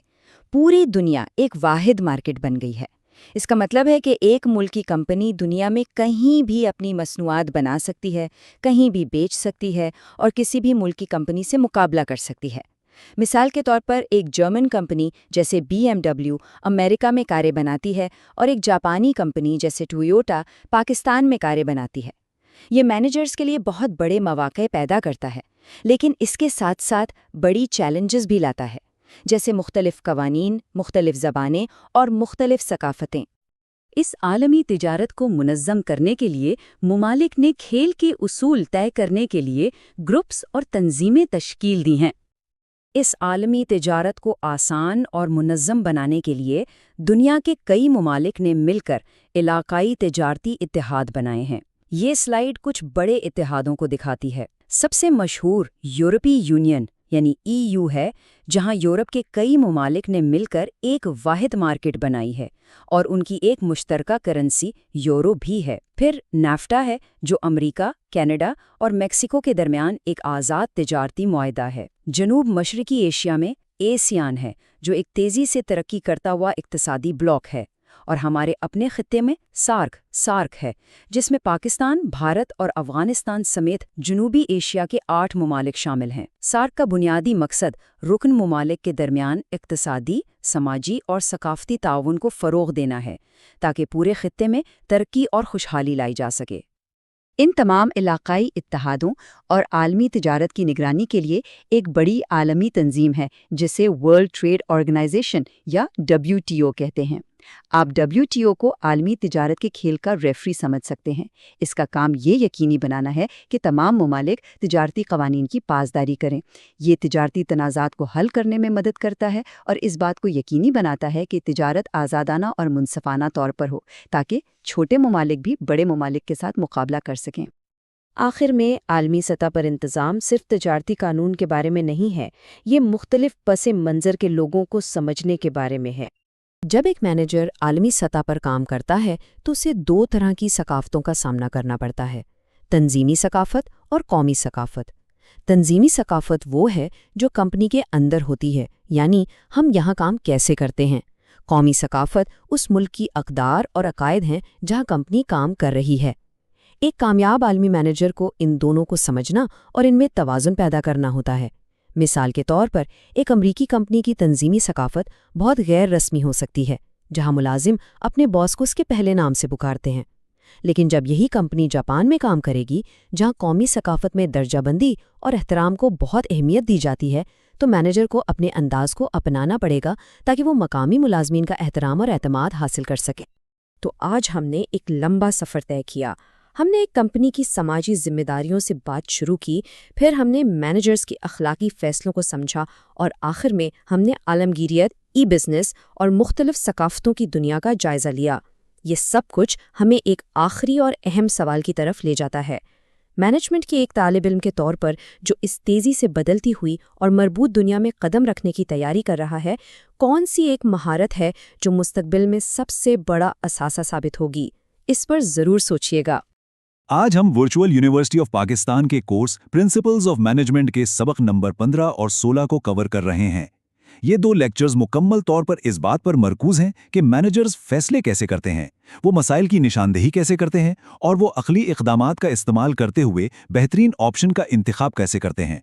میں ہر چیز کو بہت آہستہ اور واضح طور پر بیان کروں گا تاکہ اگر آپ بالکل نئے بھی ہوں تو آپ کو سب کچھ سمجھ آ جائے۔ تو آئیے سب سے پہلے ایک بہت ہی بنیادی سوال سے شروع کرتے ہیں۔ کبھی غور کیا ہے کہ آخر ایسا کیوں ہوتا ہے کہ کچھ مینیجرز کے فیصلے ہمیشہ درست ثابت ہوتے ہیں جبکہ کچھ کے فیصلے ہمیشہ غلط؟ کیا یہ صرف قسمت کی بات ہے یا اس کے پیچھے کوئی سائنس، کوئی ہنر چھپا ہوا ہے؟ اور ذرا اس بات پر بھی سوچئے، تاریخ ایسی مثالوں سے بھری پڑی ہے جہاں بڑی بڑی کامیاب کمپنیاں صرف ایک غلط فیصلے کی وجہ سے دیکھتے ہی دیکھتے مارکیٹ سے غائب ہو گئیں۔ اس سے اندازہ ہوتا ہے کہ ایک مینیجر کے فیصلے میں کتنی طاقت ہوتی ہے اور کتنی بڑی ذمہ داری۔ واقعی داؤں پر بہت کچھ لگا ہوتا ہے۔ اور آخری لیکن شاید سب سے اہم سوال، اصل دنیا میں تو مینیجرز کو اکثر شدید دباؤ میں فیصلے کرنے پڑتے ہیں، اور وہ بھی ایسی حالت میں جب ان کے پاس پوری معلومات بھی نہیں ہوتی۔ تو سوال یہ پیدا ہوتا ہے کہ کیا ایسی مشکل صورتحال میں بھی کوئی اچھا یا ہوشیار فیصلہ کیا جا سکتا ہے؟ آئیے آج کے اس سیشن میں ان تمام سوالات کے جوابات تلاش کرتے ہیں۔ تو یہ ہے ہمارا آج کا روڈ میپ۔ ہم سب سے پہلے یہ سمجھیں گے کہ مینیجر کا فیصلہ آخر ہوتا کیا ہے۔ اس کے بعد ہم ایک بہت ہی زبردست 8 قدمی عمل کو دیکھیں گے جو ایک نقشے کی طرح کام کرتا ہے۔ پھر ہم یہ دیکھیں گے کہ مختلف آپشنز اور حالات کا جائزہ کیسے لیا جاتا ہے، مسائل کی مختلف اقسام پر بات کریں گے، اور آخر میں اس موضوع کے سب سے اہم حصے ریشنل ڈیسیژن میکنگ ماڈل کو تفصیل سے سمجھیں گے جو امتحانات کے نقطہ نظر سے بہت اہم ہے۔ چلیں تو شروع کرتے ہیں۔ ہمارا پہلا حصہ اس بنیاد کو سمجھنے کے بارے میں ہے کہ آخر یہ فیصلہ سازی ہے کیا اور کیوں اسے ایک مینیجر کے کام کا سب سے مرکزی، سب سے اہم حصہ مانا جاتا ہے۔ بہت ہی آسان لفظوں میں سمجھیں تو فیصلہ کا مطلب ہے چناؤ کرنا۔ جب بھی ہمارے پاس 2 یا 2 سے زیادہ راستے موجود ہوں اور ہم ان میں سے کسی ایک کو منتخب کر لیں تو بس ہم نے ایک فیصلہ کر لیا ہے۔ یہ فیصلہ کسی مسئلے کو حل کرنے کے لیے بھی ہو سکتا ہے یا پھر کسی نئے موقع سے فائدہ اٹھانے کے لیے بھی۔ اور یہ نقطہ سمجھنا بہت ضروری ہے۔ دیکھیے، مینجمنٹ کے جو 4 بنیادی کام ہیں، یعنی منصوبہ بندی کرنا، چیزوں کو منظم کرنا، ٹیم کی رہنمائی کرنا اور آخر میں کام کو کنٹرول کرنا، ان سب کی جڑ میں فیصلے ہی ہیں۔ ایک مینیجر ہر روز، ہر گھنٹے مسلسل چھوٹے بڑے فیصلے کر رہا ہوتا ہے۔ اصل میں مینیجر کا کام ہی فیصلہ کرنا ہے۔ اچھا، اب ہم ایک بہت ہی عملی اور کام آنے والے حصے کی طرف بڑھ رہے ہیں۔ یہ 8 قدمی عمل ایک نقشے کی طرح ہے، ایک ایسا فریم ورک جسے نہ صرف کام کی جگہ پر بلکہ ذاتی زندگی کے اہم فیصلوں میں بھی استعمال کیا جا سکتا ہے۔ یہ ہے وہ 8 مراحل جو ہمارا روڈ میپ ہے۔ آپ دیکھ سکتے ہیں کہ یہ سفر مسئلے کی پہچان سے شروع ہوتا ہے، پھر مختلف مراحل سے گزرتا ہوا آخر میں اس بات پر ختم ہوتا ہے کہ ہمارا فیصلہ کتنا مؤثر رہا۔ اب آئیے ان میں سے ہر ایک قدم کو ذرا تفصیل سے سمجھتے ہیں۔ یہ قدم سب سے زیادہ اہم ہے، کیونکہ اگر مسئلہ ہی غلط پہچانا گیا تو باقی ساری محنت بیکار ہے۔ اس کو ایک ڈاکٹر کی مثال سے سمجھیں۔ ایک اچھا ڈاکٹر علاج شروع کرنے سے پہلے بیماری کی صحیح تشخیص کرتا ہے۔ بالکل اسی طرح ایک اچھا مینیجر بھی پہلے مسئلے کی جڑ تک پہنچتا ہے۔ وہ پہلے اپنے ماحول کو سکین کرتا ہے، یعنی اشاروں کو دیکھتا ہے، پھر یہ طے کرتا ہے کہ ہاں واقعی کوئی مسئلہ ہے، اور آخر میں اس کی تشخیص کرتا ہے کہ اس مسئلے کی اصل وجہ کیا ہے۔ بہت خوب۔ جب مسئلہ سمجھ آ گیا تو اگلا قدم ہے یہ طے کرنا کہ اس فیصلے میں ہمارے لیے اہم کیا ہے۔ مثال کے طور پر فرض کریں کہ ایک نیا فون خریدنا ہے، کون سی چیزیں اہم ہوں گی؟ شاید قیمت، کیمرہ اور بیٹری لائف۔ یہ ہو گیا ہمارا مرحلہ 2 یعنی معیار طے کرنا۔ اب مرحلہ 3 میں ہم ان کو وزن دیں گے، یعنی کون سی چیز سب سے زیادہ اہم ہے۔ ہو سکتا ہے کہ بیٹری سب سے اہم ہو تو اسے 10 میں سے 10 نمبر دے دیے، کیمرہ بھی اہم ہے مگر تھوڑا کم تو اسے 8 نمبر، اور قیمت کو 7 نمبر۔ یہ عمل فیصلے کو بہت واضح کر دیتا ہے۔ اب آتا ہے سب سے دلچسپ اور تخلیقی حصہ جسے برین سٹارمنگ کہتے ہیں۔ یہاں مقصد یہ ہے کہ زیادہ سے زیادہ ممکنہ حل سوچے جائیں، اور اس کے 4 سنہری اصول۔ پہلا، جب آئیڈیاز آ رہے ہوں تو کوئی تنقید نہیں کرنی۔ دوسرا، عجیب سے عجیب خیال کا بھی خیر مقدم کرنا ہے، کیونکہ کبھی کبھی بہترین حل وہیں سے نکلتا ہے۔ تیسرا، کوالٹی پر نہیں تعداد پر توجہ دینی ہے۔ اور چوتھا، دوسروں کے خیالات کو ملا کر نئے خیالات بنانے کی کوشش کرنی ہے۔ اچھا، اب جب ہمارے پاس بہت سارے ممکنہ حل آ گئے ہیں تو اب ہم ان کا تجزیہ کریں گے، یعنی ہم ہر حل کو ان معیاروں پر پرکھیں گے جو ہم نے پہلے طے کیے تھے۔ جیسے فون والی مثال میں ہم ہر فون ماڈل کو بیٹری، کیمرہ اور قیمت پر سکور دیں گے۔ آخر میں جس فون کا کل سکور سب سے زیادہ ہوگا وہی منطقی طور پر ہمارا بہترین انتخاب ہوگا۔ یہ آخری 2 قدم اکثر لوگ بھول جاتے ہیں، لیکن یہ بہت اہم ہے۔ یاد رکھیں، دنیا کا بہترین فیصلہ بھی ناکام ہو سکتا ہے اگر اسے ٹھیک سے نافذ نہ کیا جائے۔ مرحلہ 7 یعنی عمل درآمد کا مطلب ہے لوگوں کو ساتھ ملانا اور اس بات کو یقینی بنانا کہ کام ہو۔ اور 8واں اور آخری مرحلہ ہے جائزہ۔ کیا ہمارا فیصلہ کامیاب رہا؟ کیا مسئلہ واقعی حل ہوا؟ یہی وہ مرحلہ ہے جہاں سے ہم سیکھتے ہیں اور مستقبل کے لیے بہتر ہوتے ہیں۔ تو آئیے جلدی سے ان 8 قدموں کو ایک بار دہرا لیتے ہیں۔ پہلا، مسئلہ پہچاننا۔ دوسرا، معیار طے کرنا۔ تیسرا، ان کو وزن دینا۔ چوتھا، متبادل سوچنا۔ پانچواں، ان کا تجزیہ کرنا۔ چھٹا، بہترین کو چننا۔ ساتواں، اسے نافذ کرنا۔ اور آٹھواں، آخر میں جائزہ لینا۔ یہ 8 قدم ہر مینیجر کے لیے ایک بہت ہی طاقتور ٹول ہیں۔ اب تک ہم نے ایک مثالی قدم بقدم عمل کی بات کی ہے، لیکن اصل دنیا اتنی سیدھی سادھی نہیں ہوتی۔ فیصلے مختلف حالات میں مختلف دباؤ کے تحت کیے جاتے ہیں۔ تو آئیے اب ان حقیقی عوامل کو دیکھتے ہیں جو ہمارے فیصلوں پر اثر انداز ہوتے ہیں۔ یہ سلائیڈ بہت ہی کارآمد ہے۔ اسے 6 فلٹرز یا 6 سوالات کی طرح دیکھیں۔ جب بھی کسی حل پہ غور کریں، خود سے یہ سوالات پوچھیں۔ پہلا، فیزیبلٹی، کیا ہمارے پاس اسے کرنے کے لیے وسائل ہیں؟ دوسرا، کوالٹی، کیا یہ مسئلے کو جڑ سے حل کرے گا یا صرف وقتی طور پر؟ تیسرا، قابل قبولیت، کیا ہماری ٹیم اس فیصلے کو قبول کرے گی؟ چوتھا، اس کی لاگت کیا ہوگی؟ پانچواں، واپسی پذیری، اگر یہ فیصلہ غلط ثابت ہوا تو کیا ہم پیچھے ہٹ سکتے ہیں؟ اور چھٹا، سب سے اہم، اخلاقیات، کیا یہ کام کرنا صحیح ہے؟ مینیجرز عام طور پر 3 طرح کے حالات میں فیصلے کرتے ہیں۔ پہلا ہے یقین یعنی سرٹنٹی، جب آپ کو ہر چیز کا نتیجہ 100% معلوم ہو، جو کہ اصل زندگی میں تقریباً ناممکن ہے۔ دوسرا اور سب سے عام ہے خطرہ یعنی رسک، یہاں آپ کو حتمی نتیجہ تو نہیں معلوم، لیکن آپ امکانات کا اندازہ لگا سکتے ہیں، جیسے سکے کو اچھالنے پر 50% امکان ہیڈز کا ہوتا ہے۔ اور تیسرا ہے غیر یقینی صورتحال یعنی انسرٹنٹی، یہ وہ حالت ہے جب آپ کو کچھ بھی معلوم نہیں ہوتا، کوئی اندازہ نہیں ہوتا۔ ایسی صورتحال میں ہی ایک مینیجر کا تجربہ اور اس کی چھٹی حس کام آتی ہے۔ اب ہم مسائل کی اقسام کو دیکھتے ہیں۔ یہ سمجھنا اس لیے ضروری ہے کیونکہ ہر مسئلے کو حل کرنے کا طریقہ ایک جیسا نہیں ہوتا۔ آپ کو مسئلے کی نوعیت کے مطابق اپنا طریقہ کار بدلنا پڑتا ہے۔ مسائل بنیادی طور پر 3 قسم کے ہوتے ہیں۔ پہلا ہے بحران یعنی کرائسس، جیسے فیکٹری میں آگ لگنا جس پر فوراً کارروائی کی ضرورت ہوتی ہے۔ دوسرا ہے غیر بحران یعنی نان کرائسس، یہ اہم تو ہے لیکن فوری نہیں، جیسے کسی ملازم کے تبادلے کی درخواست۔ اور تیسرا، جو ایک عظیم مینیجر کی پہچان ہے، وہ ہے موقع یعنی اپرچونٹی۔ یہ کوئی مسئلہ نہیں بلکہ آگے بڑھنے کا ایک موقع ہے۔ یاد رکھیں، ایک اچھا مینیجر صرف مسائل حل نہیں کرتا، وہ مواقع تلاش کرتا ہے اور ان سے فائدہ اٹھاتا ہے۔ اب ہم سبق نمبر 16 کے سب سے اہم موضوع کی طرف آتے ہیں، عقلی فیصلہ سازی کا ماڈل یا ریشنل ڈیسیژن میکنگ ماڈل۔ یہ ایک نظریاتی قدم بقدم عمل ہے جو یہ فرض کرتا ہے کہ فیصلہ کرنے والا انسان نہیں بلکہ ایک مکمل طور پر منطقی مشین ہے، یعنی یہ ایک کامل دنیا کا ماڈل ہے۔ اس ماڈل کا بنیادی مفروضہ یہ ہے کہ مینیجر ہمیشہ وہ فیصلہ کرے گا جو مکمل طور پر منطقی ہو اور تنظیم کے لیے سب سے زیادہ فائدہ مند ہو۔ اس ماڈل میں انسانی جذبات، ذاتی پسند، ناپسند یا معلومات کی کمی جیسی چیزوں کی کوئی گنجائش نہیں ہے۔ یہ ایک نظریاتی پیمانہ ہے، ایک بینچ مارک ہے جس کی کسوٹی پر ہم حقیقی فیصلوں کو پرکھ سکتے ہیں۔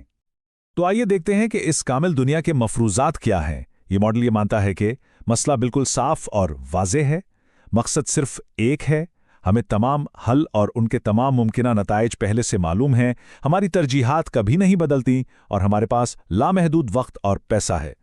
اب ہم سب جانتے ہیں کہ اصل زندگی میں ایسا کبھی نہیں ہوتا، اس لیے یہ ایک رہنما اصول تو ہے لیکن حقیقت کا آئینہ دار نہیں ہے۔ اس نظریاتی ماڈل کو بہتر طور پر سمجھنے کے لیے آئیے ایک بہت ہی سادہ مثال دیکھتے ہیں۔ فرض کریں ایک کافی شاپ ہے، اس کا کیش رجسٹر بہت سست ہے، جس کی وجہ سے گاہکوں کی لمبی لائنیں لگ جاتی ہیں۔ یہاں مسئلہ بالکل واضح ہے، ہمیں ایک نیا تیز سسٹم خریدنے کی ضرورت ہے۔ ٹھیک ہے، تو مینیجر نے اس ماڈل کا اطلاق کیا۔ اس نے معیار طے کیے، لاگت، استعمال میں آسانی، رفتار، کسٹمر سپورٹ اور انوینٹری ٹریکنگ۔ پھر اس نے ان کو اہمیت کے لحاظ سے وزن دیا۔ آپ دیکھ سکتے ہیں کہ اس کے لیے سب سے اہم لاگت ہے جسے اس نے 10 میں سے 10 نمبر دیے۔ اس کے بعد رفتار کو 9 اور استعمال میں آسانی کو 8 نمبر دیے۔ اور یہ سلائیڈ اس پورے عمل کو بہترین طریقے سے واضح کرتی ہے۔ اب مینیجر نے 2 متبادل سسٹم A اور B کا جائزہ لیا۔ اس نے ہر سسٹم کو ہر معیار پر 1 سے 10 تک سکور دیا، پھر اس نے اس سکور کو معیار کے وزن سے ضرب دی۔ آئیے پہلی لائن کو دیکھتے ہیں، لاگت۔ متبادل A کو اس نے 7 کا سکور دیا، جس سے جب 10 کے وزن سے ضرب دیا تو 70 کا وزنی سکور آیا۔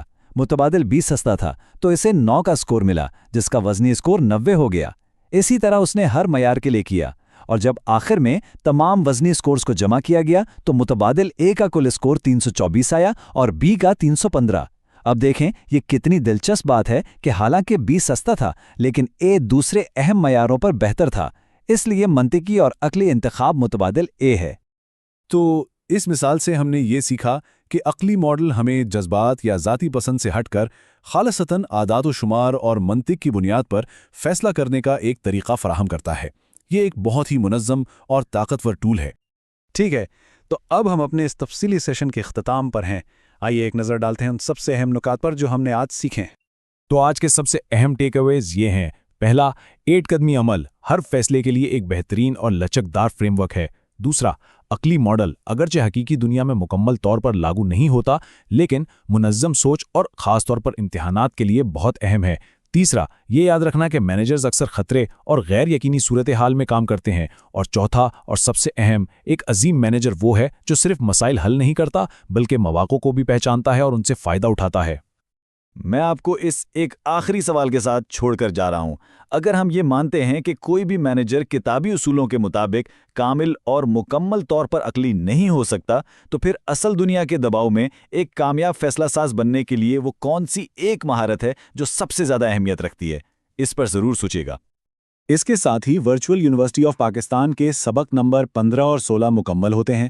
یاد رکھیے گا، فیصلہ سازی مینجمنٹ کا دل ہے۔ ان مراحل میں مہارت حاصل کرنا آپ کو نہ صرف امتحانات میں بلکہ آپ کے کیریئر میں بھی بہت مدد دے گا۔ دیکھنے کا شکریہ۔ ورچوئل یونیورسٹی پاکستان کی طرف سے MGT 503 کے official mid term crash course میں خوش آمدید۔ اگر آپ خوفزدہ، الجھن کا شکار یا غیر تیار محسوس کر رہے ہیں تو فکر نہ کریں، یہ ویڈیو آپ کو سبق 17 اور 18 کو امتحان کے نقطہ نظر سے آسان طریقے سے سکھائے گی۔ اس ویڈیو کے آخر تک ان 2 اسباق سے ہر MCQ آسان محسوس ہوگا۔ تو چلیں امتحان کی حقیقت پر ایک نظر ڈالتے ہیں۔ بس یہیں سے سارا ڈر ختم ہوگا اور اعتماد بننا شروع ہوگا۔ سلیبس بہت بڑا لگ سکتا ہے لیکن زیادہ تر MCQs چند سادہ تعریفوں سے آتے ہیں۔ آج ہم بالکل وہی دیکھیں گے۔ اصل بات سب کچھ رٹنا نہیں ہے بلکہ ان کانسیپٹس پر گرپ حاصل کرنا ہے جو بار بار ٹیسٹ ہوتے ہیں۔ تو یہ رہا ہمارا مڈ ٹرم کا گیم پلان۔ چلیں دیکھتے ہیں کہ امتحان میں کامیابی کے لیے ہمیں کیا جاننے کی ضرورت ہے۔ اچھا، تو ہم بات کریں گے فیصلوں اور مسائل کی قسموں پر، پھر دیکھیں گے کہ ریشنل اور نان ریشنل ماڈلز کیا ہیں، اس کے بعد ڈیسیجن میکنگ سٹائلز اور گروپ ڈیسیجنز پر بھی بات ہوگی، اور ہاں، ہر چیز MCQ ٹپس کے ساتھ ہوگی۔ چلیں اب شروع کرتے ہیں سبق 17 سے، فیصلہ سازی کی بالکل بنیادی باتیں، اور یہ سمجھ لیں کہ یہاں سے MCQs ضرور آتے ہیں۔ یہ ہے اس کی سب سے چھوٹی اور امتحان کے لیے سب سے اہم تعریف۔ بس یوں سمجھیں کہ یہ وہ فیصلے ہیں جو تقریباً خود بخود ہو جاتے ہیں، ہمارے روزمرہ کے کاموں کی طرح۔ دیکھیں، یہ وہ عام سی صورتحال ہیں جو بار بار پیش آتی ہیں اور ان سے نمٹنے کا ایک طے شدہ طریقہ کار موجود ہوتا ہے۔ اب آتی ہے سب سے اہم بات، یعنی MCQ کا جال۔ ایگزامینر کو یہ سوال بہت پسند ہے کہ پروگرامڈ فیصلوں کے لیے کون سے ٹولز استعمال ہوتے ہیں۔ یاد رکھیں، جواب ہمیشہ ان تینوں میں سے ایک ہی ہوگا۔ اچھا، اب ان تینوں میں فرق سمجھنا بہت ضروری ہے۔ پروسیجر بتاتا ہے کہ کام کیسے کرنا ہے۔ رول سیدھا سیدھا بتاتا ہے کہ کیا کرنا ہے اور کیا نہیں کرنا۔ اور پالیسی ایک حد یا باؤنڈری مقرر کرتی ہے جس کے اندر رہ کر فیصلہ کرنا ہوتا ہے۔ اب یہ پروگرام ڈیسیجنز کے بالکل الٹ ہے۔ یہ ایسے منفرد اور پیچیدہ مسائل ہیں جن کا کوئی بنا بنایا حل موجود نہیں ہوتا۔ یہ فیصلہ بالکل نیا ہے، اس میں خطرہ بھی ہے اور اس کی کوئی پچھلی مثال بھی نہیں ہے۔ بس یہی چیزیں اسے نان پروگرامڈ بناتی ہے۔ یہاں ایک اور MCQ ٹریپ ہے۔ اگر سوال میں ناول یعنی نیا، انیوژول یعنی غیر معمولی، یا انسٹرکچرڈ یعنی غیر منظم مسئلے کا ذکر ہو تو سمجھ جائیں کہ جواب ہمیشہ نان پروگرامڈ فیصلہ ہی ہوگا۔ امتحان کے لیے ایک چھوٹی سی ٹپ یاد رکھیں، ویل اسٹرکچرڈ پرابلمس کے لیے ایک پروگرام ہوتا ہے، یعنی پروگرام ڈیسیجن، اور پورلی اسٹرکچرڈ پرابلمس کے لیے کوئی پروگرام نہیں ہوتا، یعنی نان پروگرام ڈیسیجن۔ بالکل سیدھی سی بات ہے۔ اچھا، تو یہ ریشنالٹی کا ماڈل ایک پرفیکٹ ورلڈ کی بات کرتا ہے، یہ فرض کرتا ہے کہ فیصلہ کرنے والا ایک پرفیکٹ منطقی مشین ہے جس کے پاس دنیا کی ساری معلومات ہیں اور کوئی غلطی نہیں ہو سکتی۔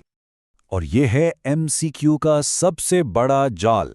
یاد رکھیے گا، ریشنل ماڈل صرف ایک آئیڈیل ہے، ایک خیالی دنیا۔ حقیقی زندگی میں ایسا کبھی نہیں ہوتا۔ چلیں اب آگے بڑھتے ہیں۔ اب ہم دیکھیں گے کہ ڈیسیجن سٹائلز کیا ہوتے ہیں۔ یہ اگلا حصہ یعنی ڈیسیجن سٹائلز میٹرکس امتحان کے لیے بہت اہم ہے۔ یہاں سے MCQ پکا آتا ہے۔ اس میٹرکس پر خاص توجہ دیں، بس ہر سٹائل کے لیے کی ورڈز یاد کر لیں۔ ڈائریکٹو کا مطلب ہے ریشنل سوچ اور ایمبیگوٹی کی برداشت کم، اینالیٹک یعنی ریشنل سوچ لیکن ایمبیگوٹی کی برداشت زیادہ، کنسیپچول کا مطلب ہے انٹیوٹیو سوچ اور ایمبیگوٹی زیادہ برداشت، اور بیہیویئرل یعنی انٹیوٹیو سوچ لیکن ایمبیگوٹی کی برداشت کم۔ بس یہ 4 جوڑیاں یاد رکھنی ہیں۔ تو اب ہم اس پرفیکٹ دنیا سے نکل کر حقیقی دنیا میں آتے ہیں اور دیکھتے ہیں کہ مینیجرز اصل میں فیصلے کیسے کرتے ہیں۔ یہ کانسیپٹ ہربرٹ سائمن نے دیا تھا، جو ایک نوبل انعام یافتہ ہیں۔ سیٹسفائنگ کا مطلب ہے وہ پہلا آپشن چن لینا جو کافی اچھا ہو، ضروری نہیں کہ وہ سب سے بہترین یا پرفیکٹ ہو۔ تو ہم سیٹسفائز کیوں کرتے ہیں؟ اس کی وجہ ہے باؤنڈڈ ریشنیلٹی۔ یہ MCQs کے لیے کی ورڈ ہے۔ اس کا مطلب ہے کہ ہماری سوچنے سمجھنے کی صلاحیت محدود ہے، ہمارے پاس وقت، معلومات اور دماغی صلاحیت سب محدود ہے۔ اس ماڈل کو ایسے سمجھیں کہ مینیجرز ایک بڑا فیصلہ کرنے کے بجائے چھوٹے چھوٹے قدم اٹھاتے ہیں، یعنی تھوڑی تھوڑی تبدیلیاں کرتے ہیں، بالکل ویسے جیسے ایک جہاز کا رخ ہلکا سا موڑ کر اسے صحیح راستے پر رکھا جاتا ہے۔ اس میں MCQ کا جال یہ ہے کہ یہ ماڈل شارٹ ٹرم میں تو اچھا ہے، استحکام دیتا ہے، لیکن لانگ رن میں یہ تباہ کن ہو سکتا ہے، خاص طور پر اگر ماحول میں کوئی بڑی تبدیلی آ جائے اور آپ نے صرف چھوٹے چھوٹے قدم لیے ہوں۔ اچھا، یہ ماڈل بڑا دلچسپ ہے۔ یہ کہتا ہے کہ کچھ اداروں میں فیصلے بالکل بے ترتیب یعنی رینڈم ہوتے ہیں، جیسے کسی کوڑے دان میں بہت سی چیزیں پڑی ہوں اور آپ اچانک کوئی ایک چیز نکال لیں۔ اس کی ایک مزے کی مثال یاد رکھیں۔ کمیٹی کی میٹنگ تو مارکیٹنگ پلان کے لیے ہو رہی تھی، لیکن فیصلہ کافی مشین بدلنے کا ہو گیا۔ کیوں؟ کیونکہ صحیح لوگ موجود تھے اور موڈ تھا کہ چلو کچھ تو ٹھیک کریں، یعنی فیصلے کا اصل مسئلے سے کوئی تعلق ہی نہیں تھا۔ اچھا جی، اب سبق 18 کا آخری حصہ دیکھتے ہیں کہ گروپ ڈیسیجنز کے بارے میں امتحان میں کیا پوچھا جاتا ہے۔ MCQs کے لیے بس یہ فائدے اور نقصانات ذہن میں رکھیں۔ خاص طور پر ایک لفظ یاد رکھنا ہے، گروپ تھنک۔ اس کا مطلب ہے کہ گروپ میں سب لوگ صرف اتفاق کرنے کی کوشش کرتے ہیں اور تنقیدی سوچ کو چھوڑ دیتے ہیں۔ تو گروپ تھنک سے بچنے کے لیے کیا کیا جائے؟ یہ 2 طریقے ہیں جو MCQs میں اکثر پوچھے جاتے ہیں۔ ایک ہے ڈیولز ایڈوکیٹ، یعنی ایک بندے کو تنقید کرنے کا کام سونپ دیا جائے، اور دوسرا ہے ڈائلیکٹیکل انکوائری، یعنی 2 مخالف نظریات پر بحث کروائی جائے۔ اور آخر میں گروپ ڈیسیجنز کے لیے یہ 2 جدید ٹولز بھی یاد رکھیں۔ یہ ٹیکنالوجی کا استعمال کرتے ہیں تاکہ گروپ بہتر فیصلے کر سکیں۔ ٹھیک ہے، چلیں اب تک جو کچھ سیکھا ہے اسے ذہن میں پکا کرتے ہیں۔ اب ہم ہیں ایگزام ریویژن موڈ میں، ان کانسیپٹس کو دہراتے ہیں۔ یاد رکھیں، ویل اسٹرکچرڈ پرابلمز کے لیے استعمال ہوتے ہیں پروگرام ڈیسیجنز، اور پورلی اسٹرکچرڈ پرابلمز کے لیے non program decisions. Program decisions کے 3 ٹولز کون سے ہیں؟ پروسیجر، رول اور پالیسی۔ ریشنل ماڈل ایک پرفیکٹ دنیا کی بات کرتا ہے، لیکن اصل دنیا پرفیکٹ نہیں ہے۔ ڈیسیشن سٹائلز کے 4 خانوں کو ذہن میں لائیں: ڈائریکٹو، اینالیٹک، کنسیپچول اور بیہیویئرل۔ میٹرکس میں ان کی جگہ یاد رکھنی ہے۔ 3 نان ریشنل ماڈلز: سیٹسفائنگ یعنی کافی اچھا، انکریمنٹل یعنی چھوٹے چھوٹے قدم، اور گاربیج کین یعنی بالکل رینڈم اور کیوٹک۔ اور آخر میں گروپ ڈیسیجنز۔ ان کا فائدہ ہے زیادہ معلومات اور زیادہ قبولیت، لیکن نقصان ہے کہ یہ وقت لیتے ہیں اور گروپ تھنک کا خطرہ ہوتا ہے۔ آپ نے سبق 17 اور 18 کے لیے مڈ ٹرم کریش کورس مکمل کر لیا ہے۔ اگر آپ نے اس ویڈیو کو سمجھ لیا ہے تو ان ابواب سے زیادہ تر MCQs انتہائی آسان محسوس ہوں گے۔ آپ امتحان کے لیے تیار ہیں؟ EduTube, where blockchain becomes easy to understand.